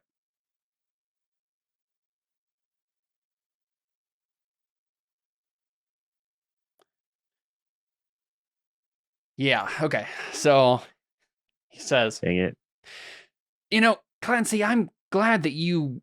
It's like, this is what he says. He says, you know what, Clancy, I believe you. I believe you when you say it's all here, which makes it much easier for me to do this. And then suddenly thugs line the alleyway. They come out of doors that you thought the buildings were boarded up here, but apparently they kind of come out. And you see a couple of guys with shotguns, a couple of them have billy clubs. And he just says, I've decided that our business relationship has come to an end, and this would be a great note to end on. So now it's they're gonna just beat you up or kill you and take your drugs. We're in a skyscraper-ish building. Yes. No, so you're in an alleyway, in between a couple of buildings, right? In between a couple of buildings. Okay, so I'm assuming I'm not surrounded. No, yeah, right. So this would be. I think you should make a roll, Paloma, now. Kind of as a flashback to have set up a good position for sniping, right? For taking, for being prepared for something like this. Okay. So how many are there? A handful. Right. A handful? 3 or 4. Okay. I guess I could snipe 3 or 4 people. I mean, at least you can get a good shot off, and then the rest, then maybe what's his face, Lionel can do something. So this, I think, is going to be what is the skill called? Hunt. Yeah. Okay. Right. So you're trying to arrange an ambush or set yourself up for a good shot here. What's I have an idea. Keep going, but I have an idea. Okay. Yeah, so go ahead and make a hunt roll. I'm thinking probably just you know what? Let's make it desperate. Desperate standard, I think. I think we're still in desperate mode here. If you manage to get this off good, if you succeed here, then we know that you haven't been surrounded. But if you fail, then maybe you have, right? Maybe they knew you were there. So there's possibility for bad things to happen, whether or not the guy knew about you as well. So yeah, I have an idea. Okay, so I think I see what you're saying. So basically, I'm making the roll right now to set myself up well, and then and if maybe there's more or less of them. No, so the idea would be you're kind of setting up your ambush spot with this roll, and if you succeed, then you're fine. You've gotten a good spot. They don't know you're there, and you have a good shot, right, ready to go. If you fail because it's going to be desperate position, I think the merchant will have known about you and had people to take care of you too, right? So a couple of them are there will be more, but they'll be up where you are as well, right? Okay. Awesome. So desperate makes it so that way it gets rid of one of my dice? No, so desperate just means it's worse if it fails. If it fails. Yeah. Okay, got it. Okay. So I have 2 dice. 2 dice and so- hunt. You can take 2 stress to give yourself another die, or you can take a devil's bargain to give yourself a die. You can do both, technically. I feel like a devil's bargain probably would not be helpful here. Maybe, yeah. But yeah, you have a lot of stress to work with, so if you want to... Yeah, I'll probably give myself some stress. Sounds Why good. not? Yep. 2 for 1. So 2 stress, and then you get a die. Effect standard. Yep. A bonus die 1. Okay, good thing I took it, I guess. Yep, 5. Yep. So you got a 5. 5 on... So you probably... Let's see. I think, like, there aren't going to be... Like, they don't know you're there, right?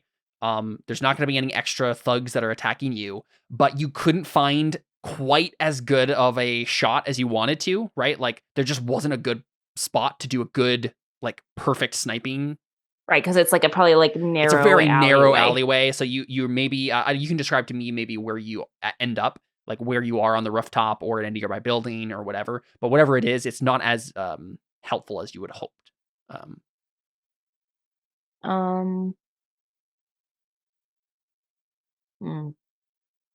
So it's not that I won't be able to take the shot. It's just going to be more difficult. Yeah, basically when you roll, either you'll get probably limited effect on the shot that you take, or something like that. Yeah. I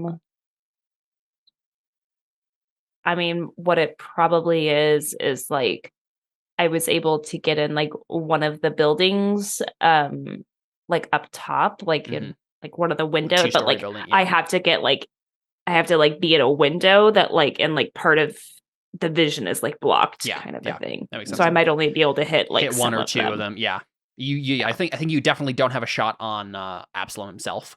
Yeah. But yeah, sounds good. Lionel, what are you doing during this time? Do you have something you would immediately try, or do we want to make the shot for have what's her face Paloma make the shot?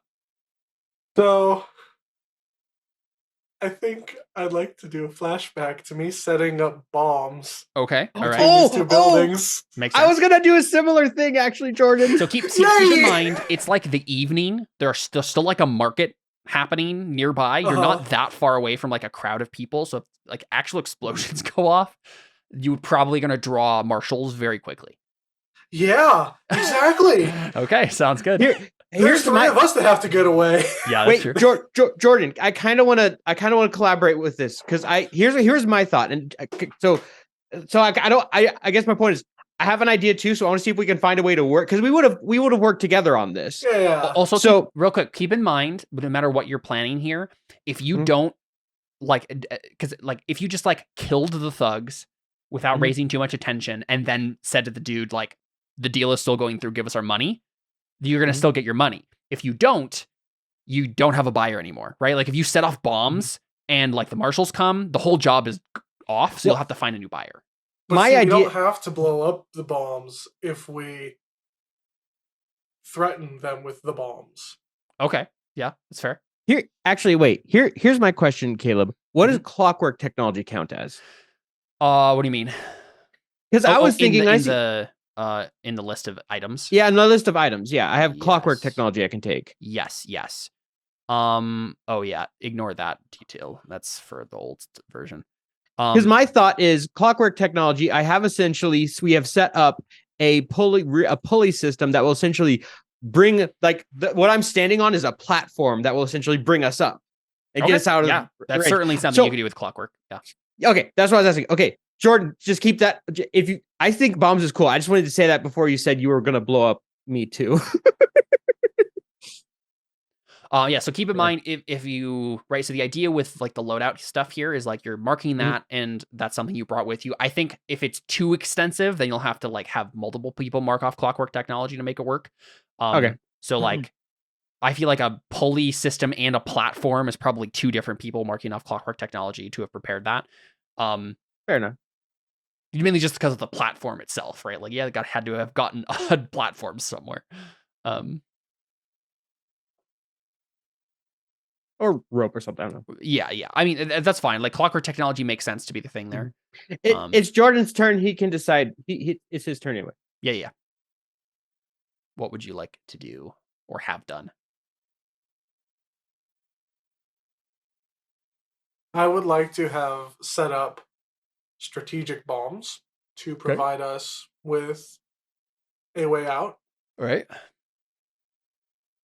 And a way, not just a way out, but a way out that either kills or blocks the people who are, or both, the people who are after us. So kind of like explosion in the back wall of the alleyway, so that suddenly opens up into the next street, and then you can run out. But then maybe a delayed explosion that when they try to follow you, it explodes them, sort of a thing. Yeah, well, either a delayed explosion or an explosion in a building next to us, so debris fall on them. Sure, yeah. That sort of thing. Yeah. I think that's a 1 stress flashback. So typically you're marking either 0, 1, or 2 stress to make the flashback reality. So go ahead and mark 1 stress. And you can have done that as long as you mark both of your demolition tools on your items there. I guess you have fine wrecking tools. That's probably what you're doing. But yeah, both of those options. So you've done 2. Oh yeah, sorry. A bold doesn't mean 2. Wait, because it will have 2 boxes if it counts as 2. What does bold mean then? Oh, is it just? It's probably just fine. That's why. Yeah, it's just better. What's something being fine? Oh, so for I think Jordan will get an extra die. When he does his wreck roll, because he has fine wrecking tools. I believe that's what it is. I'm gonna wreck it. Cool. So yeah, is that your plan? Yeah. Did these go off now, or are you like waiting for the right moment? Yeah, it's kind of a hold action situation. Okay, well, go ahead and make a wreck roll anyway. Make a tinker roll. Tinker? I think. Well, I guess it is actually technically up to you. You can kind of frame it however you would like. I think the idea is wreck is like you're doing it now, and tinker is you're like fiddling with devices and mechanisms. So like setting up the trap makes sense to be tinker. Yeah, I think I'll tinker to set up the traps. That makes sense. And do I add the extra die for the fine wrecking tools? Yes. Yep. Okay. So we're in desperate effect. Yes. Would it have been desperate beforehand? I think we're still desperate. Yeah, because he planned this ambush, right? And you guys didn't know he was planning it, so he might have found because he obviously had thugs ready here. He might have found these in advance. Fair enough. Fair enough. I think the moment you guys get a really good roll off, you'll be reducing it down to standard again. But this kind of all the setup stuff is really bad for you. You're at a disadvantage. But yeah, desperate standard, I think.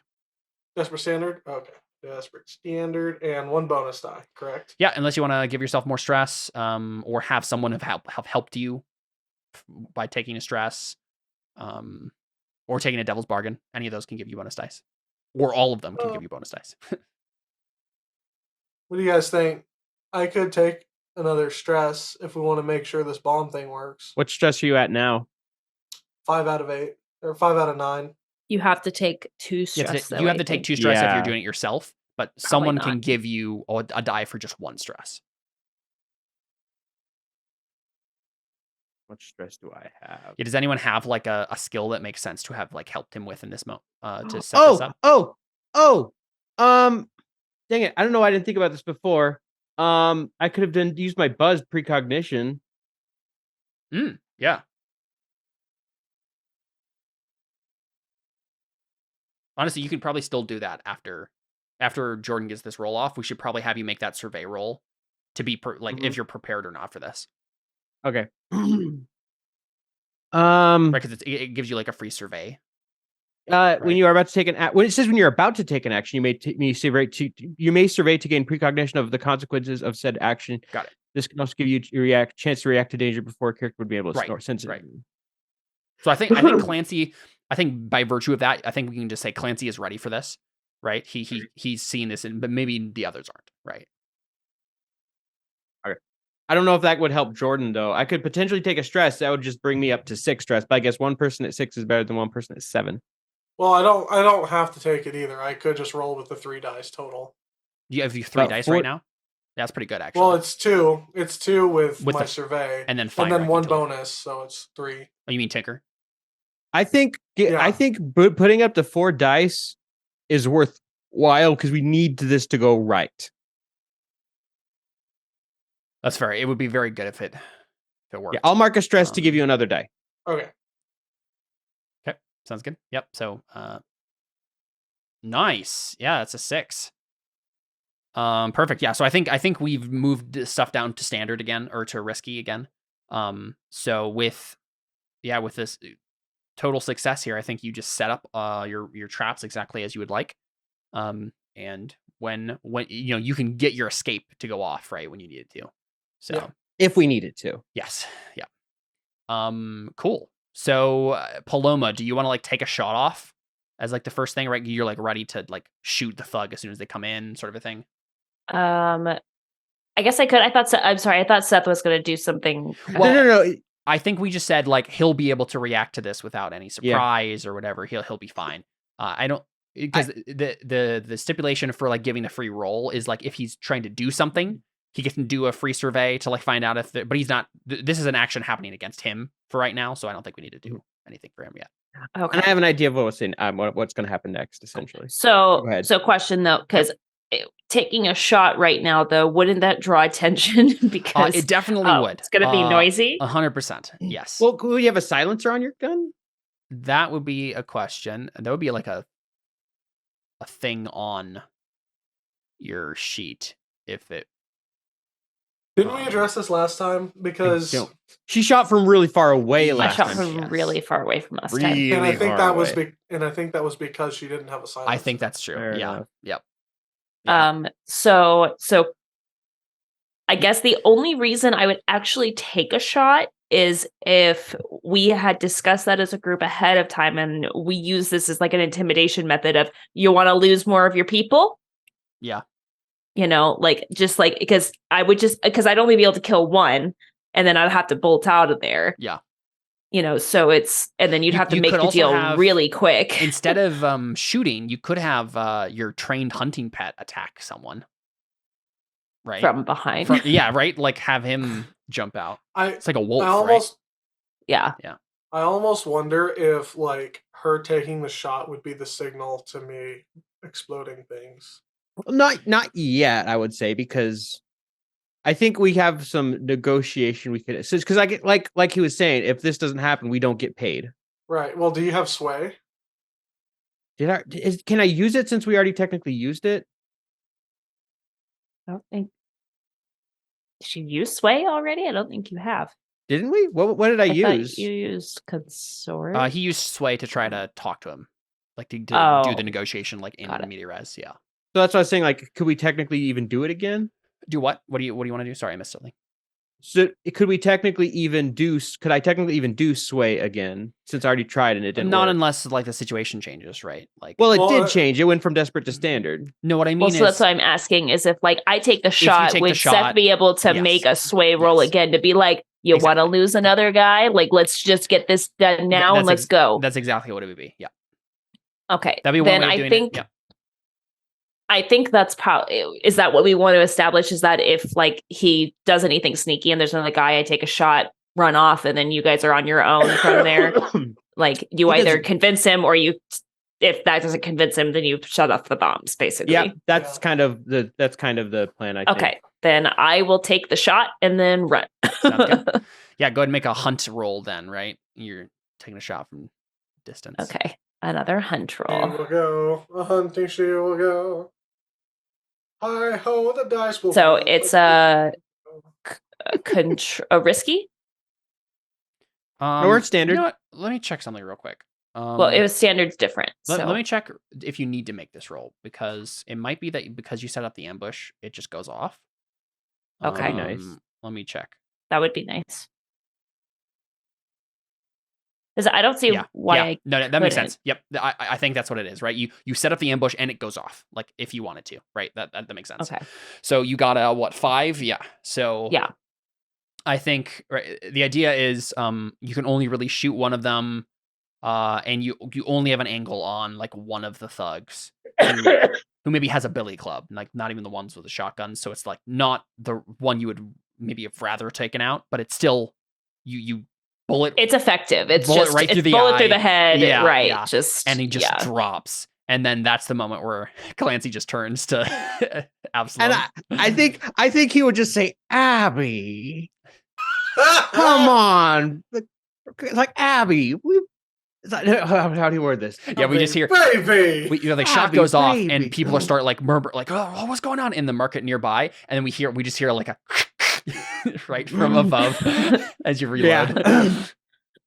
He's just like, Abby, you ask me why I bring, what's George's character's name again? You ask me why I bring Lionel. You forget he's not the only one here? And he kind of walks up to him. I think here's what he's going to do. He's going to walk up to him. He's going to put his hand on his shoulders, like, going to put his hand on his shoulder and say, come on. Like, and so you're going to put your cigarette out on his jacket? No. Put his hand on him and say, come on. Let's not be like that. And hold out a syringe of light. And it's a syringe of bad light. A bad light, yeah. Come on, don't be like that. Just kind of hold it out, saying like, we're bad trying light. to be... The kind of beer that my dad always drank. That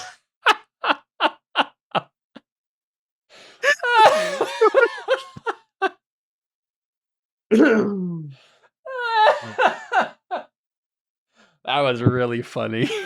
Oh my gosh. Essentially, he's gonna hold out a syringe with bad light in it, essentially saying like, trying to say like, as trying to be like, let's not be like that, but also like I'm gonna screw you over, dude. You're gonna be like this. Yeah, sounds good. Seems like another sway roll. We'll do risky standard, I think, probably, right? No, I was gonna say it's like, and he said, oh, that's the other thing I was gonna say.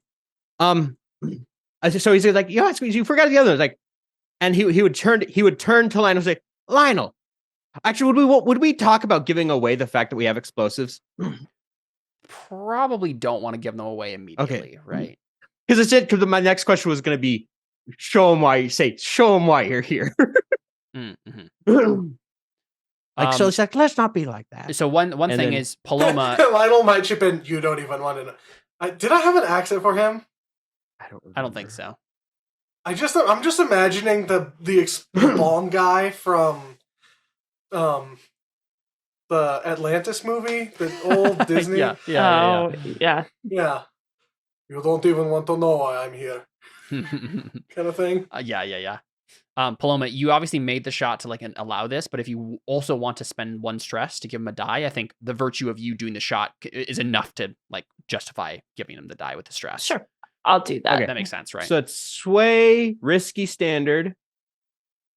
Yep. One bonus die, which brings me to. So I would just leaves me at 2. I just set it at 0, right? Because then it will actually be rolling accurately. Oh, fair enough. Okay, risky standard 0. Yep. Oof. Still only a 3. Luckily, you're at risky, right? So it's not going to be like that bad. So apparently, I had not been rolling very. Apparently, I had not scrolled down enough because I did not see that at first. Let's see. I'm just not rolling well tonight. No, you aren't. What do I want to do?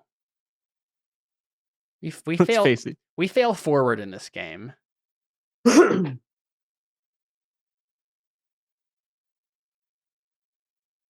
Yeah, so this is what he says. He says he's been like obviously like disturbed by you coming so close to him, but he doesn't look like phased, right? Like and so he glances at you and he says, "And you think I only brought 3 thugs?" And then we hear a marshal yelling from like behind him somewhere in the market, right? Like, did anyone hear where the gunshot came from? Official marshal business, out of our way.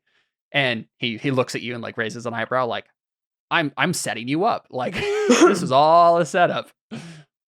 And then I think at that point, Clancy probably says, Lionel, show him why I brought you. Lionel just goes, firepower! Pulls out a little remote, firepower! Yep, and since you got the tinker roll successfully, right, it just big old pop. And the good old dynamite goes off and blasts the hole in like the brick wall behind you, opens up the back of the alleyway into another street, right? And Paloma, that's the sign to book it. And yeah, I guess I wouldn't want to get one more shot off just to like, I mean, with the explosion, maybe. You could try.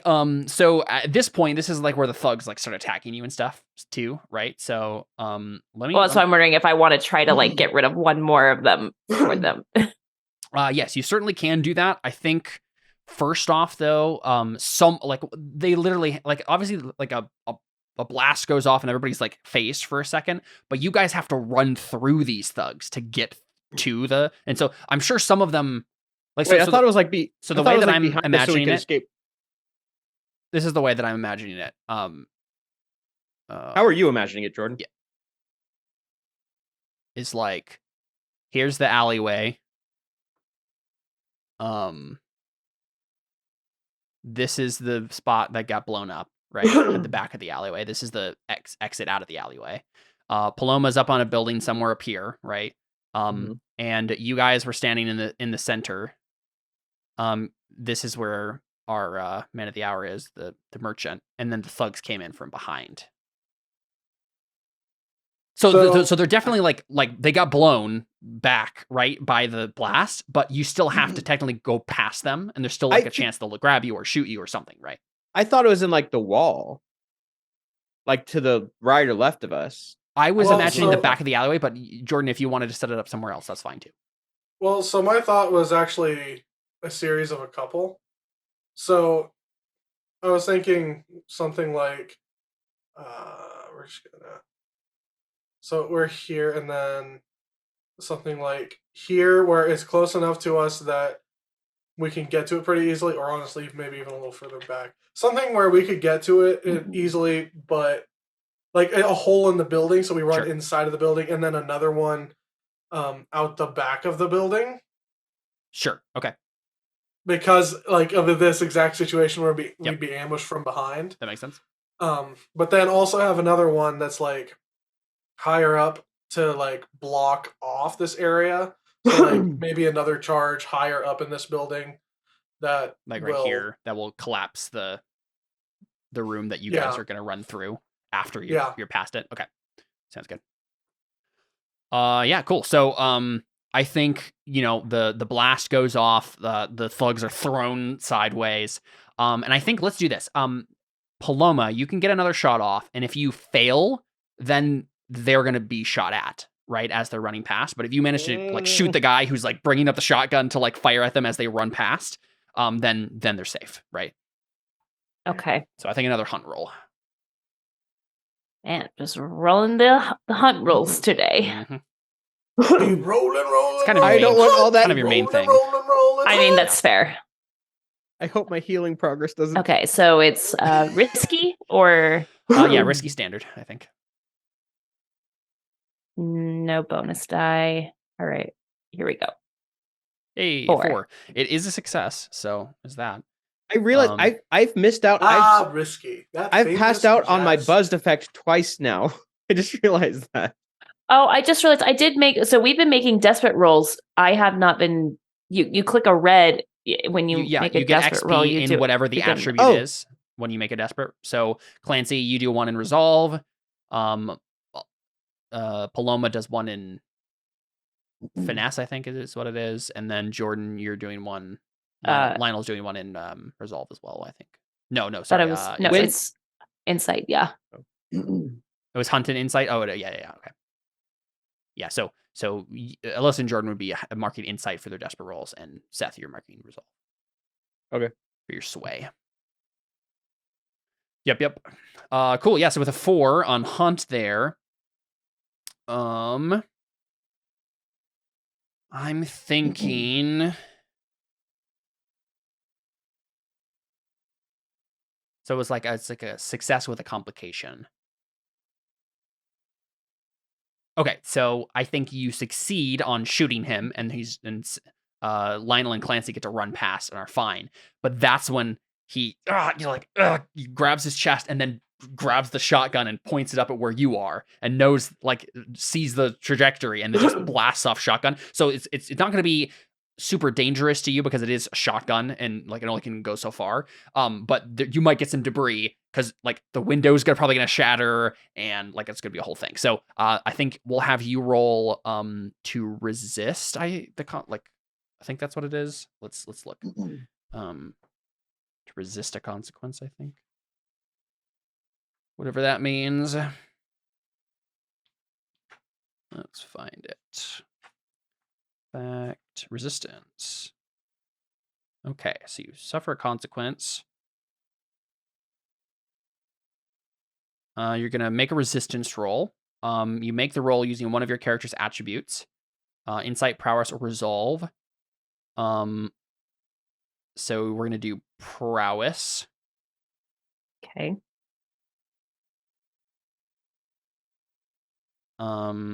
Your character suffers 6 stress when they resist, minus the highest die result from the resistance roll. So if you rolled a 4, you'd suffer 2 stress. If you rolled a 6, you'd suffer 0 stress. If you get a critical result, you clear 1 stress. Usually a resistance roll reduces the severity of a consequence. If you're going to suffer fatal harm, for example, a resistance roll will reduce the harm to severe instead. So I think this one is just going to be like the lowest one, right? So for you, that would be less effect, right? So if this actually gets off and you get like a wound, it would just be you're gonna lower your effect when you do things for a little while, instead of getting minus dice, which just means when you succeed, it'll do less than what you wanted it to do. But if you get a good roll on your resistance here, then you could reduce that stress cost. And so let's hope I don't roll a 1, basically. And yeah, honestly, basically, I think no matter what, if you decide to resist it, instead of just taking it, you're fine, right? You reduce and avoid the effects of the consequence automatically because it would just reduce it by a level, but since it's only a level 1, it's just going to reduce it to 0. Well, it's once I hit 5, if I roll a 1 and I only lower it by 1, then I take 5, and that's what I'm saying. My whole thing. What I'm saying actually is, you could just take it, and then you would have the less effect, like the minor harm or whatever. But by virtue of making the roll at all, you automatically succeed on, like, you automatically get rid of it. You're not going to take any harm. It's just you're going to take stress. And it's just like, how much stress are you going to take so you don't get hurt is the idea. Okay, got it. Okay, so I will resist it. Yes, so you're going to be rolling your prowess. Just like click on the prowess there. Oh, just prowess. Yep, okay. Should just be prowess. Unless there's, is there a resist button that I'm not seeing? No. Yeah, I think you're just clicking prowess. Yeah. Okay. I didn't know that you could just roll the attributes. That's interesting. Yep. That's what they're there for, is to resist things like this. So you got 6, right? Okay. So I take no stress. I just as soon as I take the shot, I book it out. He makes the shot. Window shatters, but I just barely. Exactly. You're gone already. And yeah, the window shatters and you're booking it. So no stress taken, and you are good to go. So at that point, right, the bombs are going to like blow up behind you. But I think you're still going to have to like lose Absalom and the cops, right? Like you're still going to have to run. And you've gotten a good head start, but you're still like in the middle of a district. So I have some ideas. Yeah. What do you want to do? So we mentioned the clockwork technology. I think one thing I would do is, as we're leaving, so obviously Lionel had some extra bombs to block the path, but then after that, I think in addition, because you had written like he had the one exit, then the other exit. Essentially, at that second exit, we would have set like some clockwork, like, you know, those things that go over like shops that like the metal grating, essentially that. So like the bomb goes off. So like even after they get past that, they have to get past like another set of like. No, would that be worthwhile, actually? What do you think, Jordan? It sounds like from what Jordan was describing, that would be kind of unnecessary because he's like trying to collapse the building behind you, right? Okay. Yeah. So they either way, they're gonna have to like go around is the idea. Right. I have an idea. Would a smoke bomb count as clockwork technology? No, but I think there might be another option on there that would make sense. I mean, have you a could question. supplies. you probably could make a smoke bomb with clockwork technology, but there might be something that makes more sense. Subterfuge tools, not unusual weapon. What were you gonna say, Jordan? I have a question. Who set up the location for the meeting? Like, did we say meet us here, or did they say meet us here? That's a good question, actually. We would have probably set it up, I'm I imagining. think that's the case, yeah. Ooh. What? What if the reason we set this up is because the buildings that we were in between were set up for demolition anyway? So no one would draw any suspicion. Well, there's already a gunshot, though. Yeah. I mean, people could be like, I guess it's weird that we heard something that we thought was a gunshot, but then there was these explosions, and it was the building that was coming down anyway. Well, then apparently this was a setup anyway with the police, so it doesn't. I don't know if that. Yeah, I don't know if that's going to matter. Okay. Right. Even if you did think to do that, I don't think it will succeed no matter what, because it sounds like he was going to get the marshals on his side already. Okay. My idea was mainly just to throw a smoke bomb in the building to lose them a little bit and make it a little harder for them to follow us. I don't know if it's worthwhile, but again, I think like collapsing the building behind you is already accomplishing as much as you can. Yeah, probably. Well, I probably would just draw a pistol then because they're chasing us. Yeah. So at this point, I think like people just need to a roll just needs to be made to like run. Would collapsing the building, or would the smoke bomb help with collapsing the building if it got people to stall inside of the building? So they're like trying to. I don't think it matters. Like they have to go around the building at this point, right? That's the whole idea. Is like there isn't an exit for them to go out into the street you're going to unless they go all the way around the building because you collapsed. Right. I was saying that instead of it collapsing before them, that it collapses on top of them. I don't think I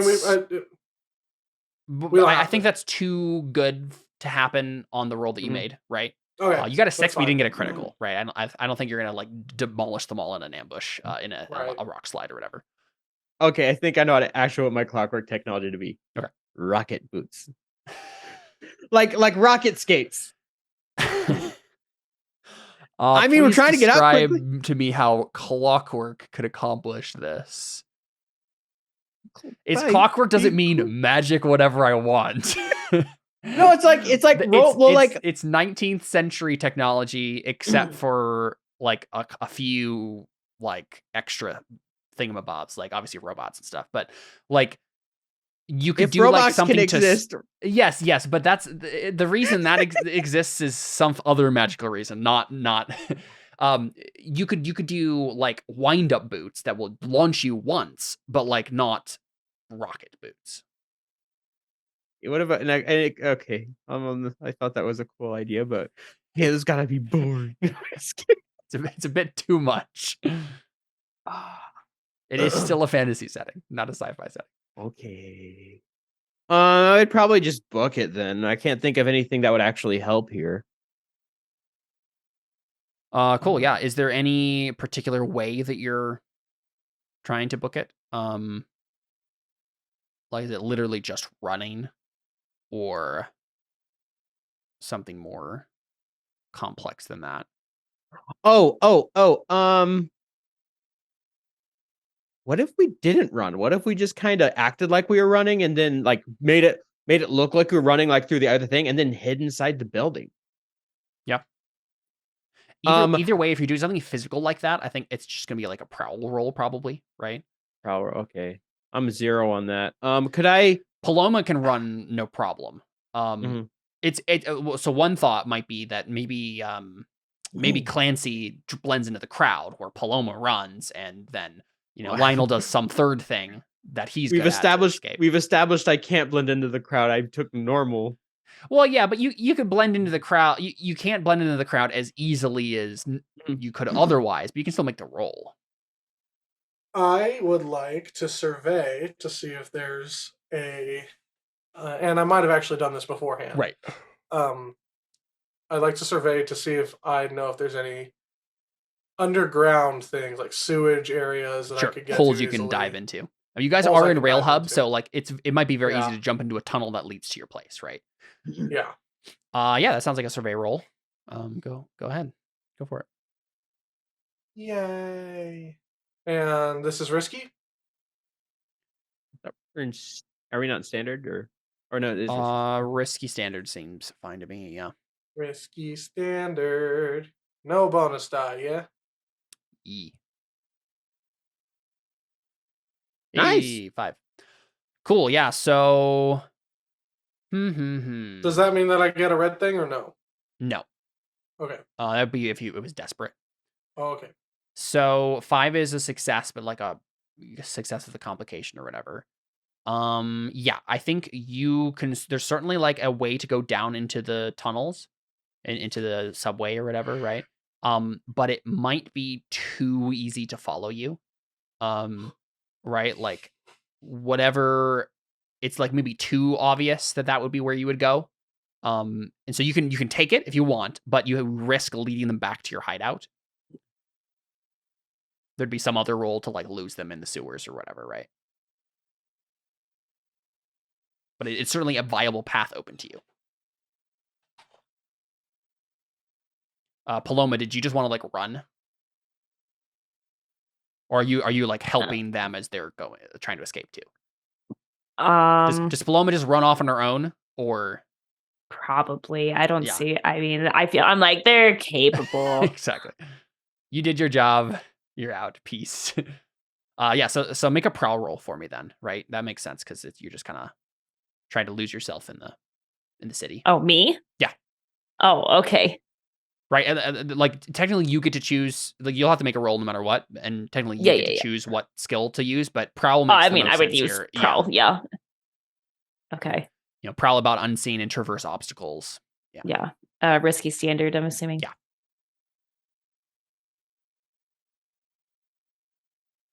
Yeah. Yep. Nice. You did it. So Paloma loses Yeah. The herself only in the thing city. I think possibly that might be helpful, and we didn't. But the problem is that we didn't really establish this. Is that maybe my wolf is with them, but then my wolf is also going to have but I don't know that a wolf would help. Probably I don't know how my it would wolf probably would just draw more attention to them. Yeah. Yeah, exactly. So I feel like Paloma's just out. Yeah. Peace. Yeah. Sounds good. Sorry, guys. I'm trying to think of what I would actually do. What's a tune mean? Tune is your drug stuff, right? So for you, it would be like doing something superhuman with drugs or seeing a vision or something like that, right? I'm trying to think if that could help me because that's the highest thing I can roll on. I've already got a -1 dice, so it's like risky. It's already difficult to begin with. Mm-hmm.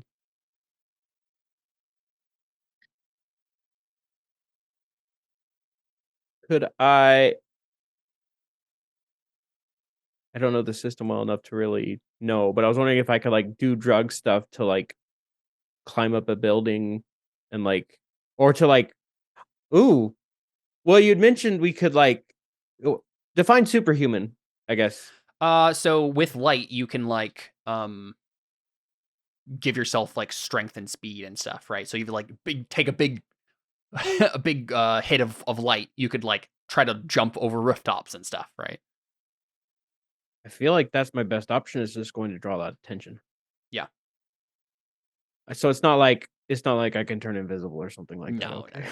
Not that kind of super. Yeah, no. It's so like the most magical thing it does is give you like strange visions of the beyond.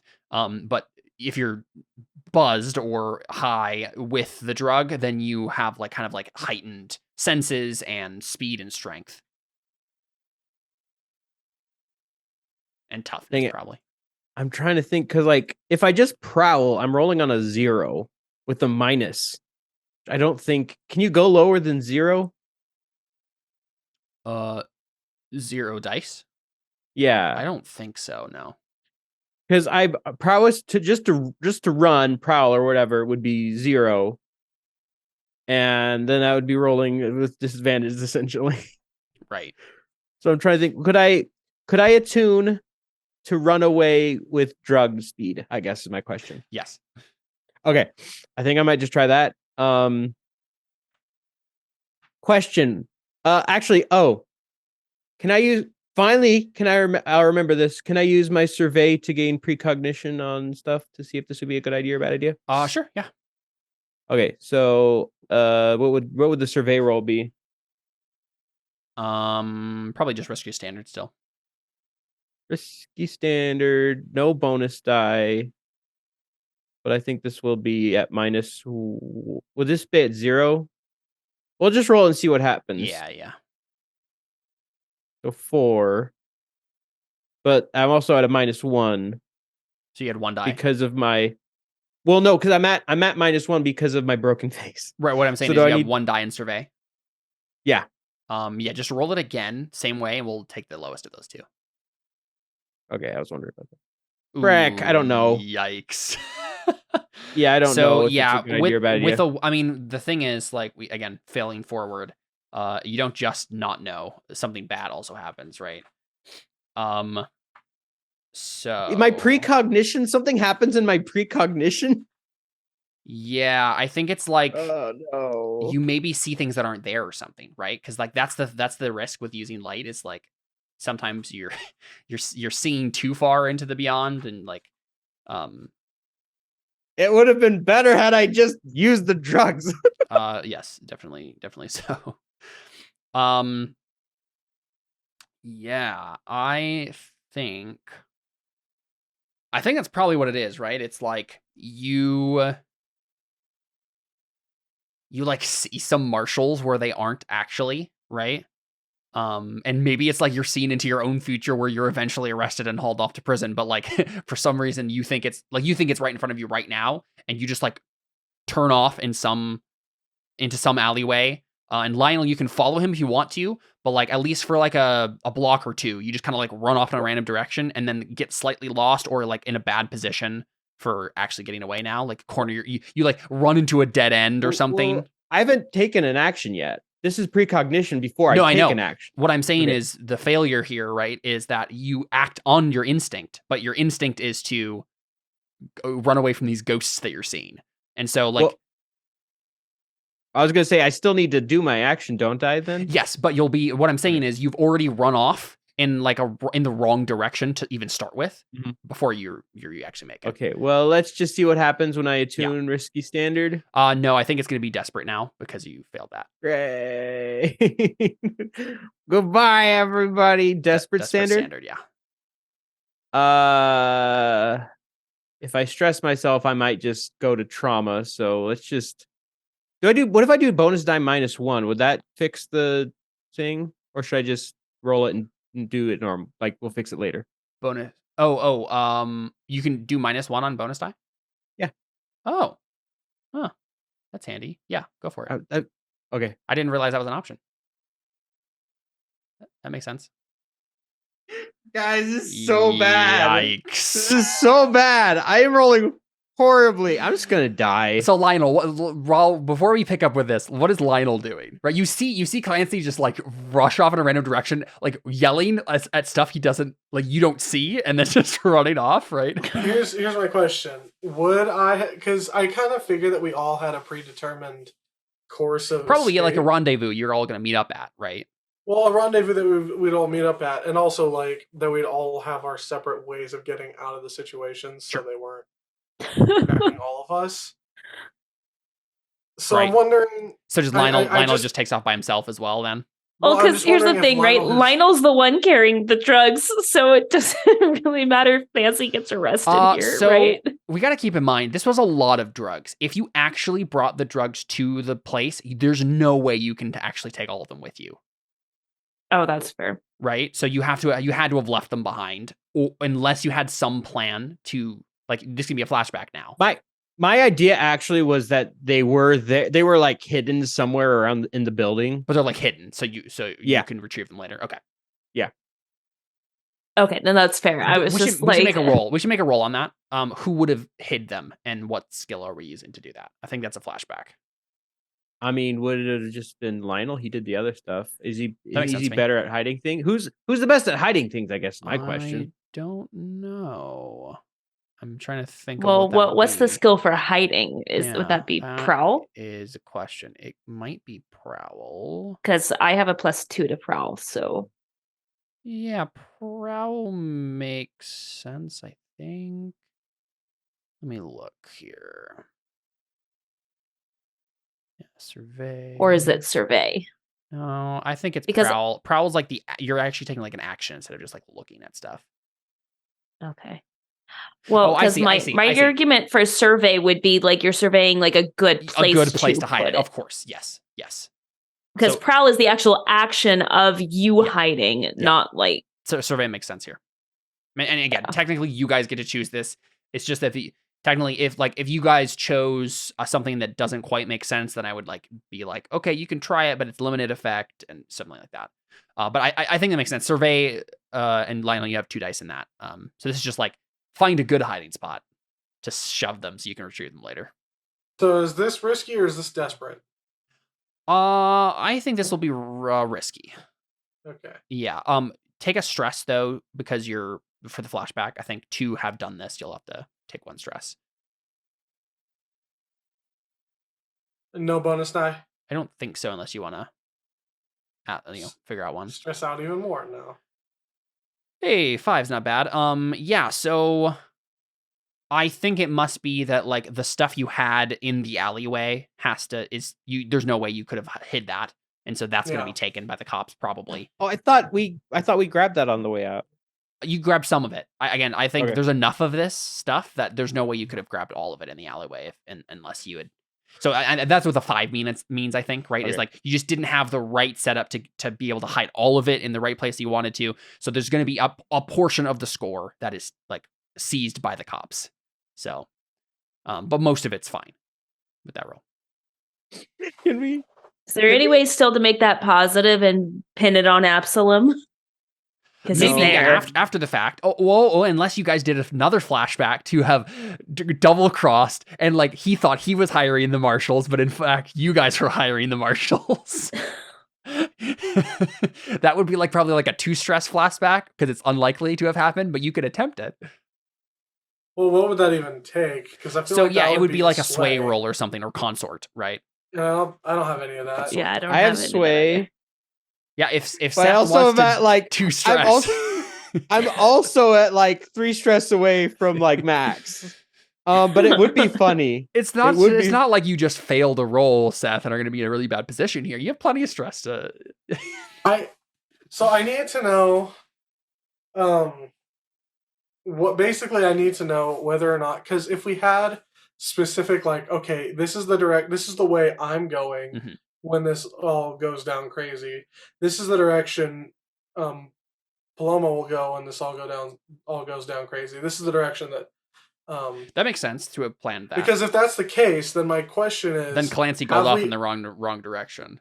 Well, my question is, have Clancy and I already parted yet, or does he? Probably. Yeah, probably then. Yeah, that makes sense. Because then Lionel wouldn't be able to help because he wouldn't know, and he would assume. That's what I need to know is, are we parted yet? You could make a roll if you would like to have noticed this. Maybe as you're partying, he does this and right, to notice it in time. Would maybe that would be survey, wouldn't it? Okay. And this one's would this one be desperate for his sake? I think so. Yeah. Because okay. So desperate standard? Yeah. Or maybe no, cancel that out. I think it wouldn't be desperate. I think it would be limited effect. So risky but limited, okay. Yeah. I think it's limited is what it's called. Survey, risky, limited. Yeah. So if you not a whole lot's gonna happen bad if you fail, but if you succeed, there's only so much that's can go right. Right. Bonus dice. Up to you if you want to take some stress, or I don't know if anyone can help you now, but you could take a devil's bargain, I suppose. Yeah, because I don't want Seth to have to take more stress to just try to get me to see. So I'll just roll and see what we get. All right, 3. So that's just a failure. It's not a success with complication.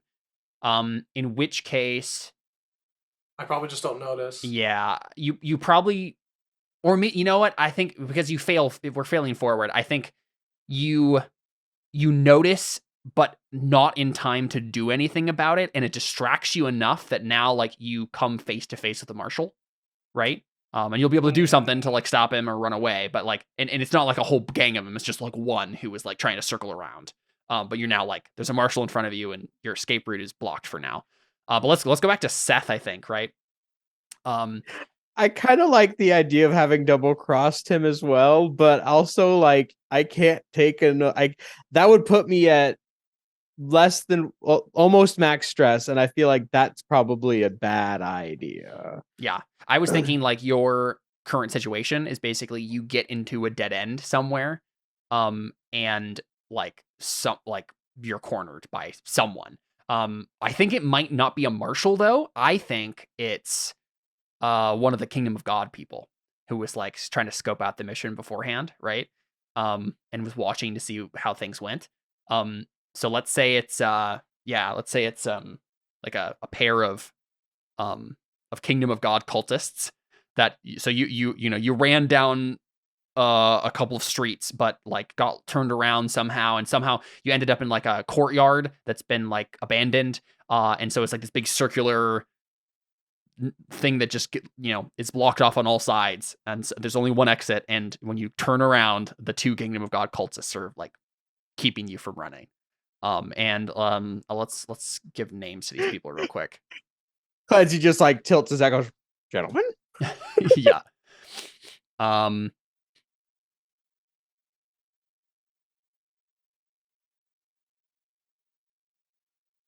Why couldn't I have gotten full healing? This has been such a detriment the entire game. Come on.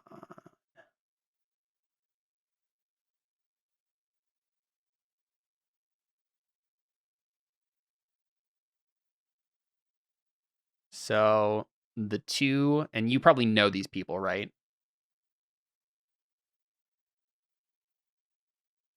Mishon and Lavar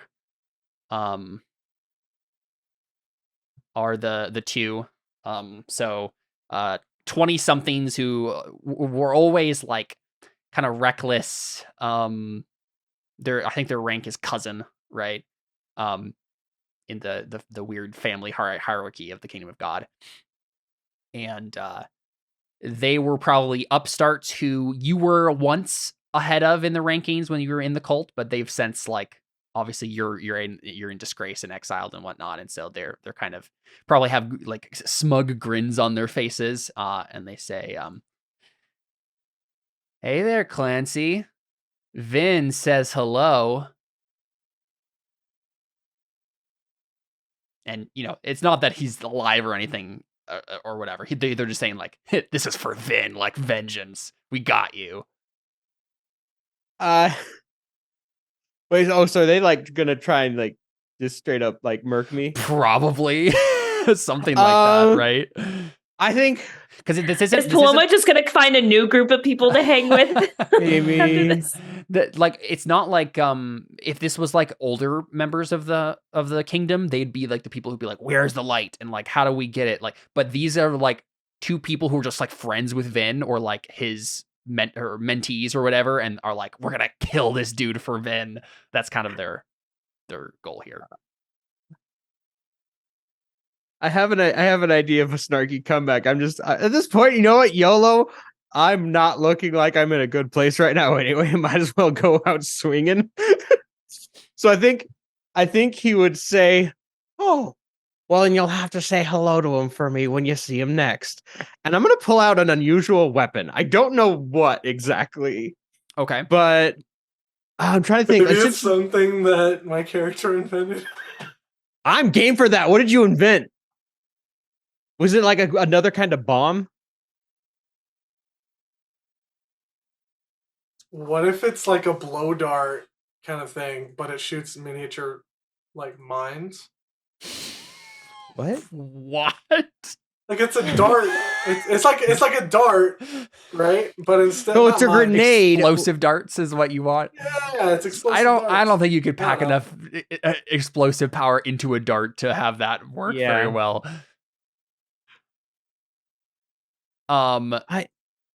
So the options it lists for like unusual weapon is like a curiosity or tool turned into a weapon, a whip, a flail, a hatchet, a shovel, a length of chain, a razor edge fan, steel-toed boots. Those aren't so weird improvised weapons. weapon. I was thinking just like a bomb. So that would be like demolition tools. I have those. Yeah, you could mark them at least, yeah. Actually, I haven't even used my pistol, but I guess it's a good thing to have. I'll just say like, well, tell them to make that comment, and I think I'll just like maybe I have like leftover bombs from Lionel. Yeah, and I it's just probably like literally dynamite, right? Like you just literally have a stick of dynamite in your hand that you can throw at them if you'd like. Yeah, I'll throw a stick of dynamite at them. I'll go out in if I'm going out, I'm going out in an explosion. Yeah, so like we see you really quickly, like as you're turning, we see you like really quickly like grab out a little knife and like cut the wick so it's like really short. You turn back around, just light it. Say your line. Light it on my. Actually, does light like is it something that's like lit by a fire or is it like? So I mean, you'd smoke it typically. So. Okay. Yeah. So I probably go like I pull out the dynamite, cut off the things like, well, you'll have to tell him hello when you see him next. Light it on my lit like cigarette sort of thing and then chuck it at them. On your joint. Yeah, essentially. I'm going out in an explosion. Yeah. All right, sounds good. You're rolling wreck, I assume. It is up to you, but that seems like the most obvious answer. Even if I took a die, even if I took 2 stress to give myself +1, it would immediately give myself -1 and keep me at 0.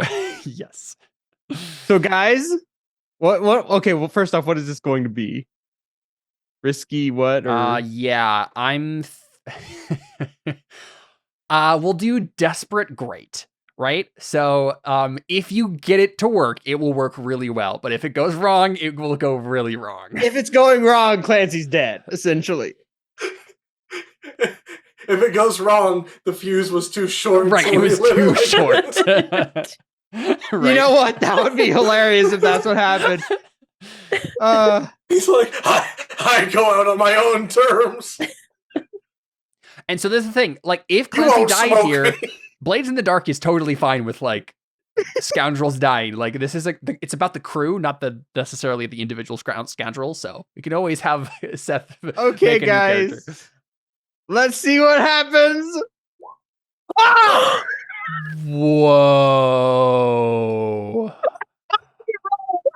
Not only does he blow them up, but he doesn't even look at the explosion. So unfortunately, he's still rolling 0 dice, so it's only the 1-6, but he still did it, right? Like it's not a critical, but it's still a success.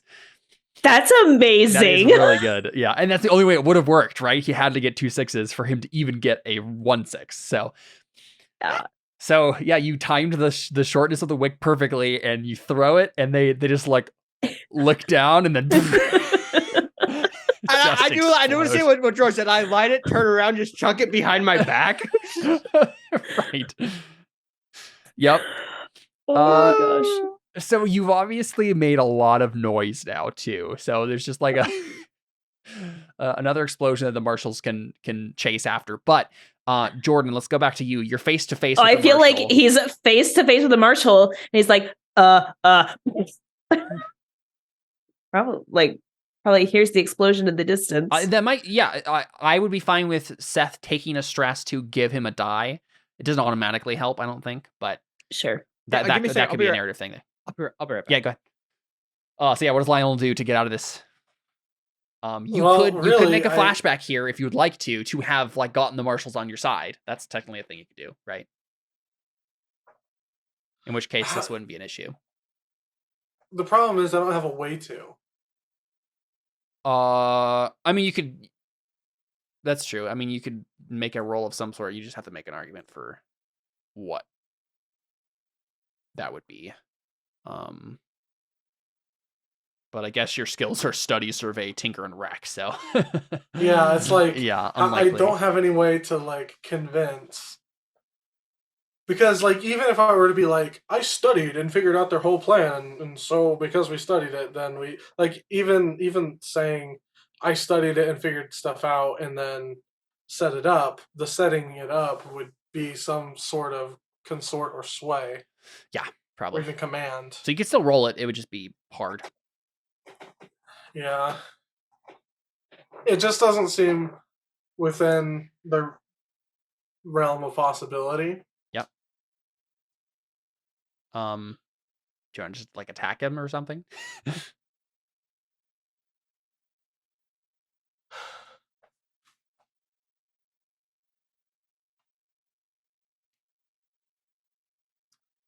So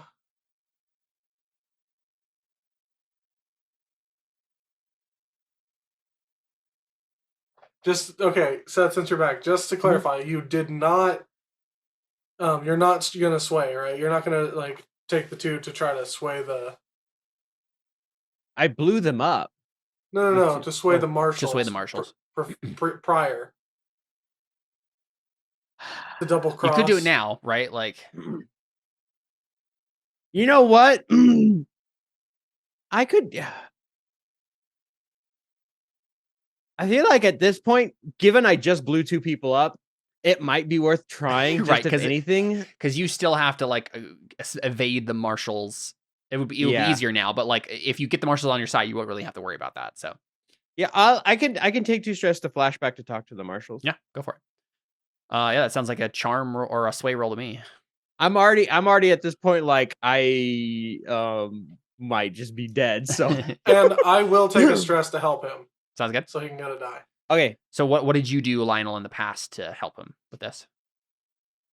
I probably would have studied, like, and figured out like sure. Who's the right person to bribe to make this work? That sort of thing. Who's the right person to bribe? What's the right information to give them? What's the information that, like, what do they really want? Yeah. Also, like, knowing all the like, here's honestly trying to gather information about their plans to do this to try to double cross this sort of thing. Makes sense. So yeah, go for it. Seth, do you have a extra die there? What would it be? Well, so do I roll study first? No, you just give him a die. You just have to have a narrative justification for why you're able to. It'll be a straight roll because it negates my broken face. Yes. So what would it be then? Risky standard, I think. It's normal. Risky standard, 0 bonus die. And that's what now we're back to normal with me rolling horribly. Yeah. So that's a 3. Back to normal, back to me rolling poorly. So I got think all my obviously, 6s out of the way. Obviously what happened is you thought you bribed them, right? You thought that they're working for you, but they weren't the whole time. And so, Lionel, I think you're currently acting under the impression that this guy will let you go, right? So there's a moment where he's like, whoa, and then pauses, right? And I assume you just like salute, like walk past or something, right? Like, oh yeah, we're on the same side. Well, I think Lionel goes, that way. Okay. And then keeps trying to run past. And he goes ahead a little bit, right? He like nods slowly and then like walks ahead a little bit. You start going past. And then I'm trying to decide if he just like takes out his pistol and shoots you in the back or what other thing he would do. Like he'd obviously like either arrest you or shoot you. Yeah, I think he's gonna shoot you, but maybe not to like. He's not trying to kill you. He's just trying to like shoot your leg or something, right? Would I have the foresight to study him? Or survey? I think because of the failure, no. Okay. Yeah. Sorry, Jordan. I just made things worse. Yeah. It's okay. So let's have you make a resistance roll here. You're making it with prowess. And yeah, I think if you fail, like, or if you get hit, it's gonna be, probably the -1 die, right? Like you're getting shot in the leg, and you'll have to like deal with that for a while. But if you are gonna resist it, you can go ahead and automatically make it the less effect level, and now just rolling your prowess to see how much stress it takes to resist it. That's how it works. So basically, if you choose to do nothing, you will take the -1 die wound type, right? The level 2 harm, which means you'll have -1 die for the rest of until you get recovered, and you are now been shot in the leg. If you choose to resist, you'll still get shot in the leg because it only reduces it by 1 level. But it will be the lesser level, which means you'll just have limited effect on certain things, right? That you try to do, like trying to run or anything like that, obviously is going to not work as well. And you're going to spend some amount of stress to do so, right? So the roll with prowess is to see how much stress it takes. Okay, so then I would want to roll prowess. Like, yes, unless you just want to take the -1 die. The bad thing that could happen if you choose to resist and get too much stress is that you'll get trauma because you'll max out your stress, right? You only have 2 stress left. So that's kind of your option here. Well, I'll just roll the prowess and see what happens. Yeah. Why not? You have a 1 in it, right? Because you have wreck, so you'll it's a decent chance you'll get some good dice. So I roll. Roll prowess. So click on the word prowess there. And then it should just be normal. Dice. Yeah. Okay. Hey, cost 0 stress. Nice. Good job. Yeah, you do it perfectly, and so you have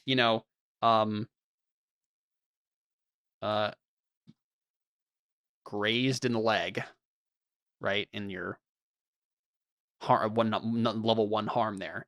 So he does shoot you, right? But it he's a bad shot, right? And so it hits you, but you're just like, it really hurts, and you're gonna have trouble later, but it's not like you're gonna bleed out and die or anything serious, right? Yeah. But I still need to address him now. Yes. Yeah. No, you're just like, what? Question. So what is around us immediately?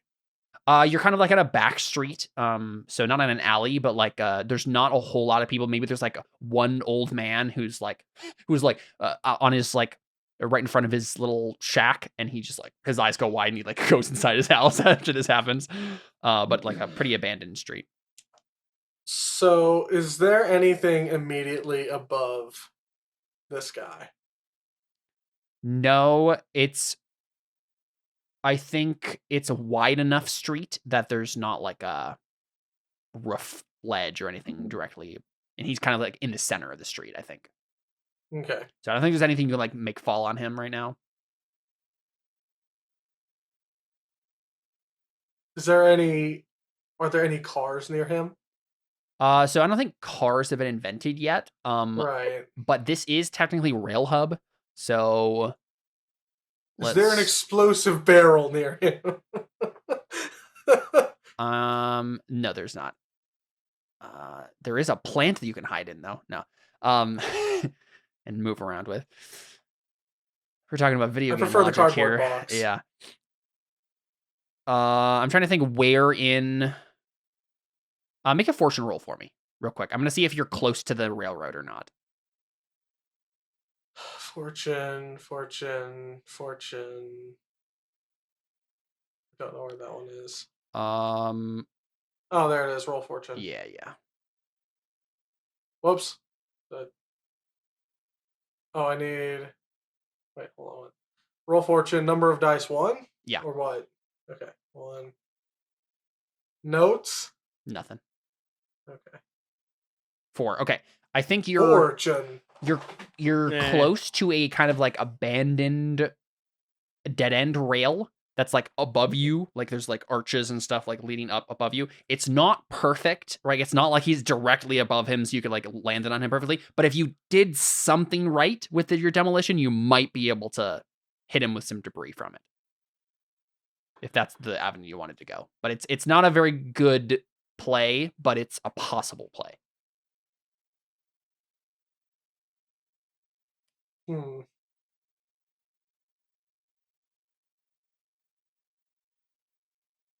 What? How hard would it be to just shoot him in the head? Do you have? Yeah. I guess you'd have to like mark a gun or whatever. And it just depends on what approach you're trying to take with it. If the way this game works is you get to choose what skill you're using whenever you want to. It's just that if you chose like Wreck, for example, it's not technically the skill you usually use to shoot people with. So it would probably be like limited effect. So if it did go off well, it wouldn't do as well. It wouldn't be as effective as you would like it to be. So what is that? Oh, is it skirmish? Yeah. I see. Hunt would be if like you're sniping someone, right? Like usually what Paloma does, but skirmish is like close combat. Right. Prowl would be like a backstab or throat cutting. And wreck is usually to like blow things up or hit things with a sledgehammer to break down a wall. So you could roll it. It just wouldn't be as effective. You would be thinking of it as if you were blowing him up with a gun, but it's not actually the way it works, and so it would be a little bit lesser effect. You'd be trying to use the same principles that you use when blowing things up to shoot him, which wouldn't carry over as well as you think. But it would be possible. Hold on. What? How far away am I from him right now? I would say 10 feet. 10, 15 feet, maybe something like that. I have a crazy thought. I'm not sure if... I'm kind of thinking, well, what if I just use Tinker to put something in his gun and act like I'm trying to, like take it away from him or something. And then I put something in his gun, and then he tries to shoot me, and then the gun blows up in his hand. Certainly something you could do, yeah.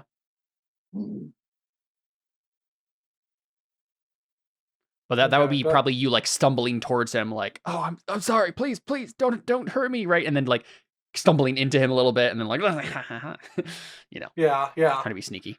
I thought we had a deal. I didn't know. Like, what's the? Yeah. Yeah. You want to try that?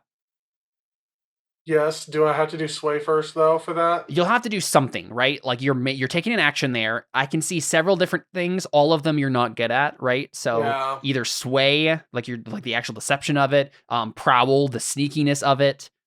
You could try to roll Tinker, but again, like it's not outside of the realm of what it's usually used for, so a limited effect probably. Could I just use throwing knives to try to throwing knife into his pistol as a Tinker roll? Well, you do have a blowgun. Blowgun might make more sense for like accuracy into a pistol sort of thing, right? I could see that though, right? Like blowgun that like jams a pistol.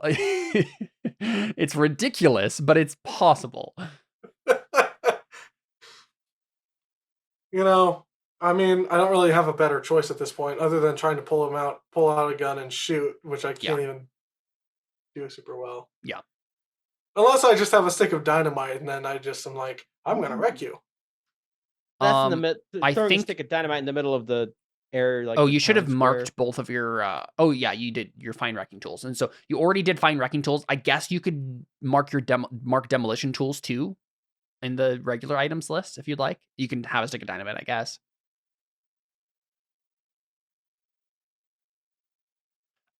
Yeah, that's certainly a possibility. It's just not necessarily going to be as effective as you want it to be. Yeah, I don't know. I think the Tinker thing's probably going to be better with the blowgun. So you're just going to try Tinker with the blowgun to shoot it right into the pistol? Yeah, especially since it doesn't count for load. Yeah, right. That's true.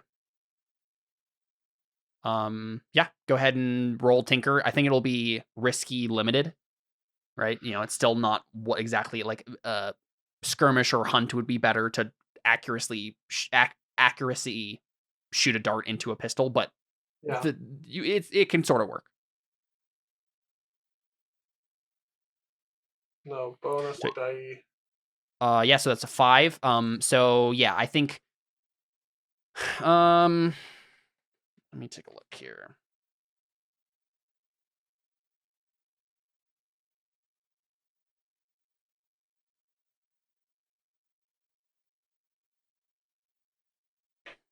So I think you obviously get it in because that's like what that means, right? It was a success.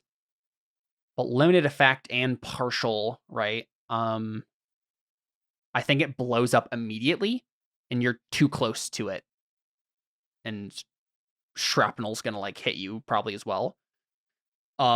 So I think you blew off the dude's hand. He's gonna Dang. or off some of his fingers or something, right? Like whatever. I think it's probably just like a finger or two because like you mainly just wanted him to like not be able to shoot you, right? I think the thing you've succeeded on doing, right, is making this dude angry. We're gonna name him, and he's gonna be like in your enemy list now, right?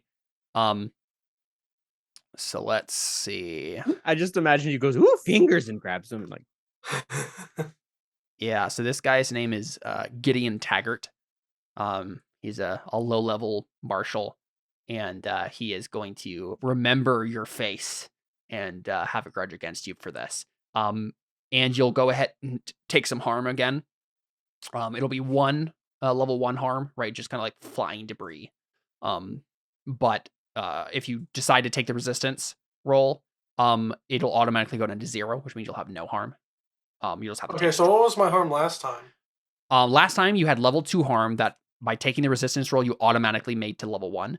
This one is automatic. It's starting at level 1, and if you decide to resist it, it will make it a 0. Okay. But you'll have to take stress to. Yeah. Potentially take stress. Yeah. Is this prowess? Yep. All right. Well, I'll just roll the prowess and see what happens. Oof. Yeah, so that means you take 4 stress, right? Because it starts at 6 and it's minused by how much you roll. So you take 4 stress, which means you go, you go all the way into stress overload or whatever it is. Let's take a look at what that is. What happens when you get full stress?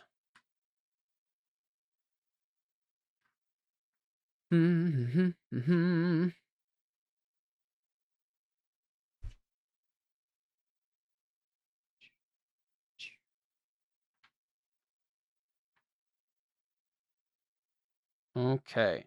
When you mark your last stress box, you suffer a level of trauma. When you take trauma, circle one of your trauma conditions, like cold, reckless, unstable, etc. They're all described on the next page. So, you see those right there next to trauma? Cold, haunted, obsessed, paranoid, reckless, soft, unstable, vicious. Let's see. When you suffer trauma, you're taken out of the action. You're left for dead or otherwise dropped out of the current conflict, only to come back later shaken and drained. When you return, you have 0 stress and your vice has been satisfied for the next downtime. Trauma conditions are permanent. Your character acquires the new personality trait indicated by the condition and can earn XP by using it to cause trouble. When you mark your 4th trauma condition, your character cannot continue as a daring scoundrel. You must retire. So trauma, right? So cold, you're not moved by emotional appeals or social bonds. Haunted, you're often lost in reverie, reliving past horrors, seeing things. Obsessed, you're enthralled by one thing, an activity, a person, an ideology. Paranoid, you imagine danger everywhere. You can't trust others. Reckless, you have little regard for your own safety or best interests. Soft, you lose your edge. You become sentimental, passive, gentle. Unstable, your emotional state is volatile. You can instantly rage or fall into despair, act impulsively or freeze up. Or vicious, you seek out opportunities to hurt people even for no good reason. Which one of those does Lionel get because of this incident? I'm kind of thinking cold, but obsessed also seems funny. Yeah. You're not moved by emotional appeals or social bond, or you're enthralled by one thing, an activity, a person, an ideology. I think, like, the idea of being obsessed with this person who you just watched fingers blow off. Yeah, is you kind both of fun. have grudges against each other now. Yeah. Right, I love it. Yeah, go ahead. It's a very Batman-Joker relationship. Right, of course, yeah. You're obsessed with eventually cutting this person open. Oh, yeah. I took off 2 of your fingers. How about a few more? So messed up. Okay, so question. Do I get 1 trauma or 2? 1. So you obsessed, you're marking. Okay. Cool. Yes, and so this means you get taken out, right? So, So, question. One more question. You can get additional traumas, right? Yes. So, can you get cold and soft? Because then that just makes me ice cream. Sure. Oh my gosh. So this is what happens, right? Lionel, the gun goes off. It tears off to his fingers, and the debris hits you. It like hits you in the face and stuff, and no permanent damage there happens, but it's just like it's just one too many things.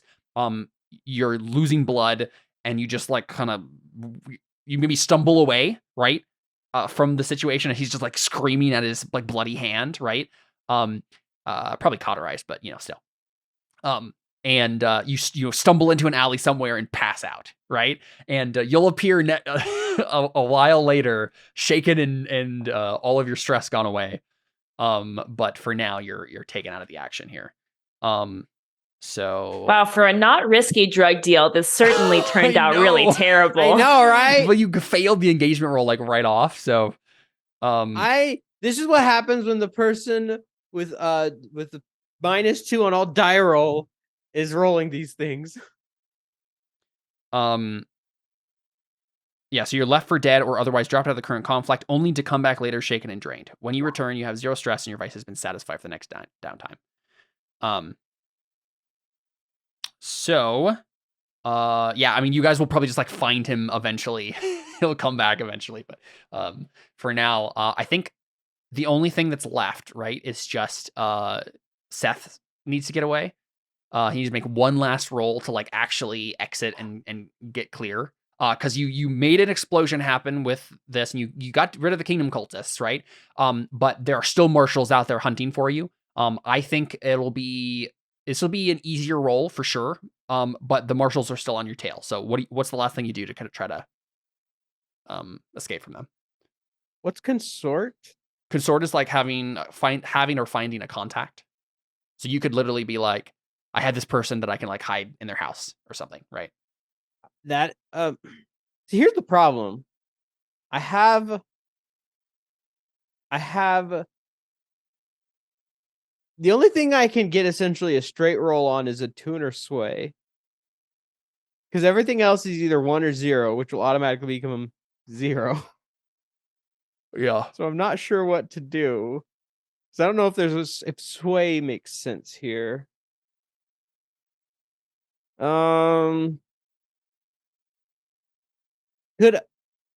Question. I'd already attuned. Does that help at all here? I mean, again, you could use it to try to like run away with superhuman strength or whatever, but I feel like you've already done that. So I don't. You could use it to. So I would let you roll it again if you were gonna like try to use light to see the visions and like find a way out that way. Is there a potential for that giving me stress? Not necessarily. No. I guess there's possibilities for that giving me stress is the same possibilities of rolling with disadvantage on something else. I'll do that since I'm already on the juice. Mm-hmm. So what's this gonna be? We'll make this risky standard, I think. Risky standard. I'll do bonus die -1 because of my broken face. And then we will just see what happens. 4. 4 is a success. It would still be like a complication or something. So I guess probably just some more heat, right? Like we'll add more heat to the crew. But that'll be it. But I think after that, Clancy gets away. And you guys get, like Paloma's just chilling, right? She like usual, she takes her shot and leaves, and she's totally fine the rest of the time. I did my job. Well, this has done practically nothing while Jordan and I are here like dying and getting shot and like screwing things up. I mean, like, and I don't know how else I could have helped, really. Exactly. I mean, like, based on the position I was in, like, I don't. Yeah, so I think your heat maxes out. Because it was pretty close anyway. Let's find out what happens when that occurs. So we don't get any money and our heat maxes out. Awesome. We're doing great, guys. Yep. And we lost some of our. Let's just blow these characters to smithereens and start over with new people. I'm gonna say Paloma will just find a new crew. Yeah, when the tracker is full, mark a wanted level and clear all heat. Right, so we can clear that, but you also have a wanted level of 1. So you actually have a star. I'm finally wanted. You actually have a star in GTA, right? Like they're actually coming after you now. So, the higher your wanted level, the more serious the response when law enforcement takes actions against you. Also, your wanted level contributes to the severity of the entanglements that your crew faces after the score. Cool. The only way to reduce your crew's wanted level is through incarceration. When one of your crew members, friends, contacts, or a framed enemy is convicted and incarcerated for crimes associated with your crew, your wanted level is reduced by 1 and you clear your heat. So you could try to get someone else framed for this, but until you do this, people are going to be wanting you, right? And sending people after you. Like the marshals are going to be sending people after you and trying to do all that stuff. Well, didn't we say that's something we could do? Is we could try to frame Absalom for this? Yes, that is still technically a possibility. Yeah, we'll shift into downtime here. So payoff. After a score, the PCs take stock of their income for the operation. A successful score generates both rep and coin. I mean, you failed, so badly. I don't think you do you get anything. We don't get any rep. I don't think so. I think if you got anything, it would be negative rep, right? Like you kind of had an embarrassing little situation there. I mean, we took out 2 members of. We got strep. We took out 2 members of the Kingdom of God. That's true. Kingdom of God. So yeah. The crew earns 2 rep per score by default, but I think that's if it's successful score. Yeah, let me see if there's like a note for like a failed score.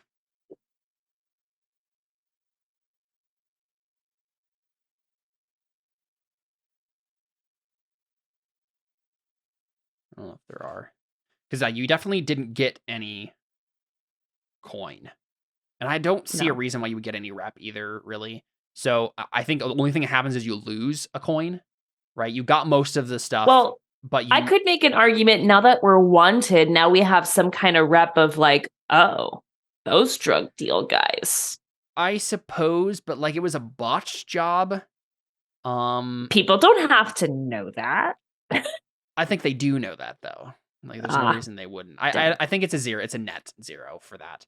Okay. I think you'll also lose 1 coin. I'll just take 1 off the crew coin here.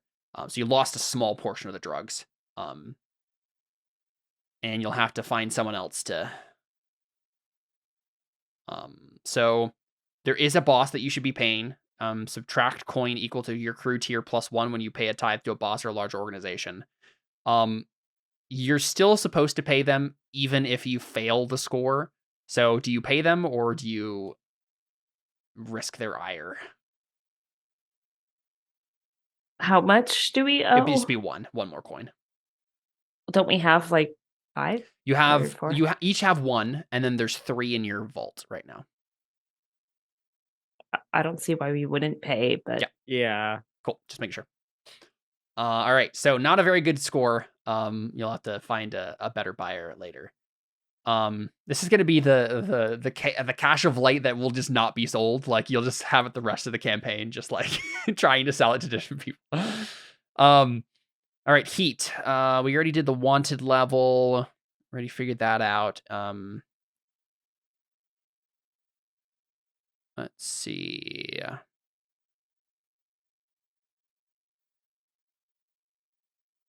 Yeah, so there'll definitely be, probably next time, there'll be some marshals sent after you you'll have to deal with. Should we do the healings? So entanglements is the next thing. Then roll a number of dice equal to their wanted level. And use the result of the roll to just select which sort of entanglement manifests. Okay, so we're going to roll 1 die here. So we got a 2, which means it's the lowest level of entanglements. So we'll roll again. And that means it's cooperation is the entanglement you roll. So a +3 status faction asks you for a favor. Agree to do it, or forfeit 1 rep per tier of the friendly faction, or lose 1 status with them. If you don't have a +3 faction status, you avoid entanglements right now. Let's double check your faction list here. I don't know if you do have a one with 3. I don't think so. Right, because you have. I reduced your status with the Wolverines by 1 for what happened last time. Wait, did I already do that? Hmm? Do you guys remember last session if I reduced your status with the Wolverines? No idea. Okay. I think you did, if I remember correctly. I don't remember. Do you guys remember being at 2 or 3 with them? I don't remember. Anything come to mind? Yeah. I'm trying to remember. Okay, I'm gonna keep it at 2. I won't reduce it further. But I don't think you have so the only 3 factions you have stuff with is you have a -2 with the Deadeyes. Which I don't even remember who they are. Who are the Deadeyes? Deadeyes are a secret group of assassins and sharpshooters. I don't know why you. I guess that was just the faction you chose to like have a problem with at the beginning. For whatever reason, I guess it's just like you're getting in their way or something. I don't know. You crossed them at some point in the past. I mean, they're sharpshooters like me. Yeah, maybe they're just like working for people in Little Town to do bad things, and you're working against them, Paloma. You also have -2 with the Kingdom of God, and then you have 2 with the Wolverines. So there's nothing, no +3. So if you had a +3, if you had like a faction that like you were actually like allies with, they would ask you for a favor right now, and you would have to do it, or else you'd like lose rep with them or status or whatever. But because you don't have any friends, no one will ask you for a favor, and so you're good. That's actually probably for the best. Yeah. So that really was a fortunate roll. Indeed. Cool, yeah. And then if you guys want to do, I mean, downtime activities are actually pretty quick, so we could probably just run through those real quick. And yeah, I'm gonna do the same thing I did last. Yeah, time. I figured. So you want to do recover? Mm-hmm. So Jordan, do you want to roll that physician stuff again for Clancy? Sure. Did you? You didn't get hit in it this time though, right, Seth? Clancy still has his healing clock going. Didn't get hit. That's why I just threw the dynamite. I'm like, if I get hit, it's just. I don't think this is the thing. Lionel's out for the count, probably until after downtime. Right? He disappeared and will show up later, having his vice satisfied, but like and having all of his stress cleared, but not able to do anything. I'll have Kuruk do it. Yeah, do it. Sounds good. So this will bring. I'll just roll 1 die for him. Come on, 6. Oh, it's a 6. 6. Yep. So for another 3 segments. Okay, that brings me to 2. Yep, and it will reduce by 1, right? So it's now will probably just be like bruised face, and you'll just get some less effect instead of a minus die. The minus die is brutal. So. Yeah. Good that you have this now. So, and then I'll reduce stress. Yep. Indulge vice. Yeah, and you can do that by you doing prowess. So roll. Does it do it automatically if I just click indulge vice? It might. That's what I did earlier. That's what we did earlier. We clicked indulge vice. Zero bonus dice. Yes, zero bonus dice. So 2 on dice. So the 2 stress is gone. How do I just undo it without undoing everything? You click as if here, I'll do it. So you're just clicking that one. So you're clicking where the stress line ends. I thought I was doing that. Right. So if you click the one before, it will disappear. Oh, I got you. I got you. Okay. Yep. So and I'm still really freaking stressed. You're still very stressed. Yeah. And then what do you want to do, Paloma? I would say get rid of stress, but the last time I did that didn't go very well. You don't have a lot of stress right now, right? I have 4. Yeah. You're probably fine. Like, I'm fine. So my options are train, acquire asset, long-term project, recover, reduce heat, train, indulge vice. So you can't really reduce heat right now because there is no heat. You just have a wanted level that you need to send someone to jail for. But nothing else you can do. So I could either acquire an asset. I think I want to train again for sure. That makes sense. So you can take 2 XP and resolve again if you want to. Yeah, I think I will. Makes sense. And then I wonder what kind of asset I could acquire. So the kind of list it gives, it's kind of a vague list, but it's, one special item or set of common items, a cohort, which is like an expert or a gang, a vehicle or a service, such as transport from a smuggler or driver, use of a warehouse for temporary storage, legal representation, etc. A cohort or a gang? I can acquire a gang? Yeah, you could get a gang of people to help. So again, this is usually like a temporary thing. So this would be like Polema being like, okay, we need to sell these drugs. So what if we hire a gang of bruisers so that this doesn't happen again, right? So like we have some thugs on our side for the next sale we do. That could be a thing you do. I mean, this could be huge, like hiring some of the owls to help you, right? Right. Without it actually costing any money, right? This is just like, or let's would it? Take a look.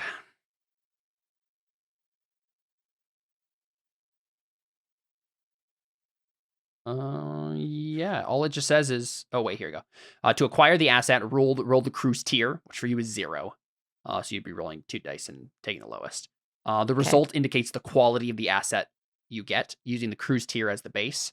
So 1 to 3 tier -1, 4 to 5. Oh yeah. Tier -1, tier +1, tier +2. Okay, I see. You can spend coin to raise the result of this roll beyond critical by spending 2 coin per additional tier level added. Yeah. So it wouldn't automatically cost you money, but you could spend money to increase the quality of the. I see. The game. Okay.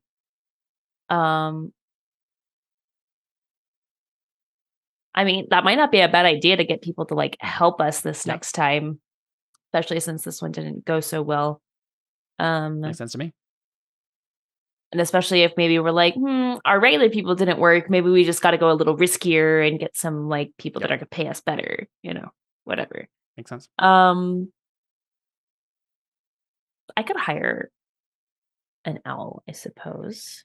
Yeah, you could either hire an owl, right? So an expert, or a gang of them.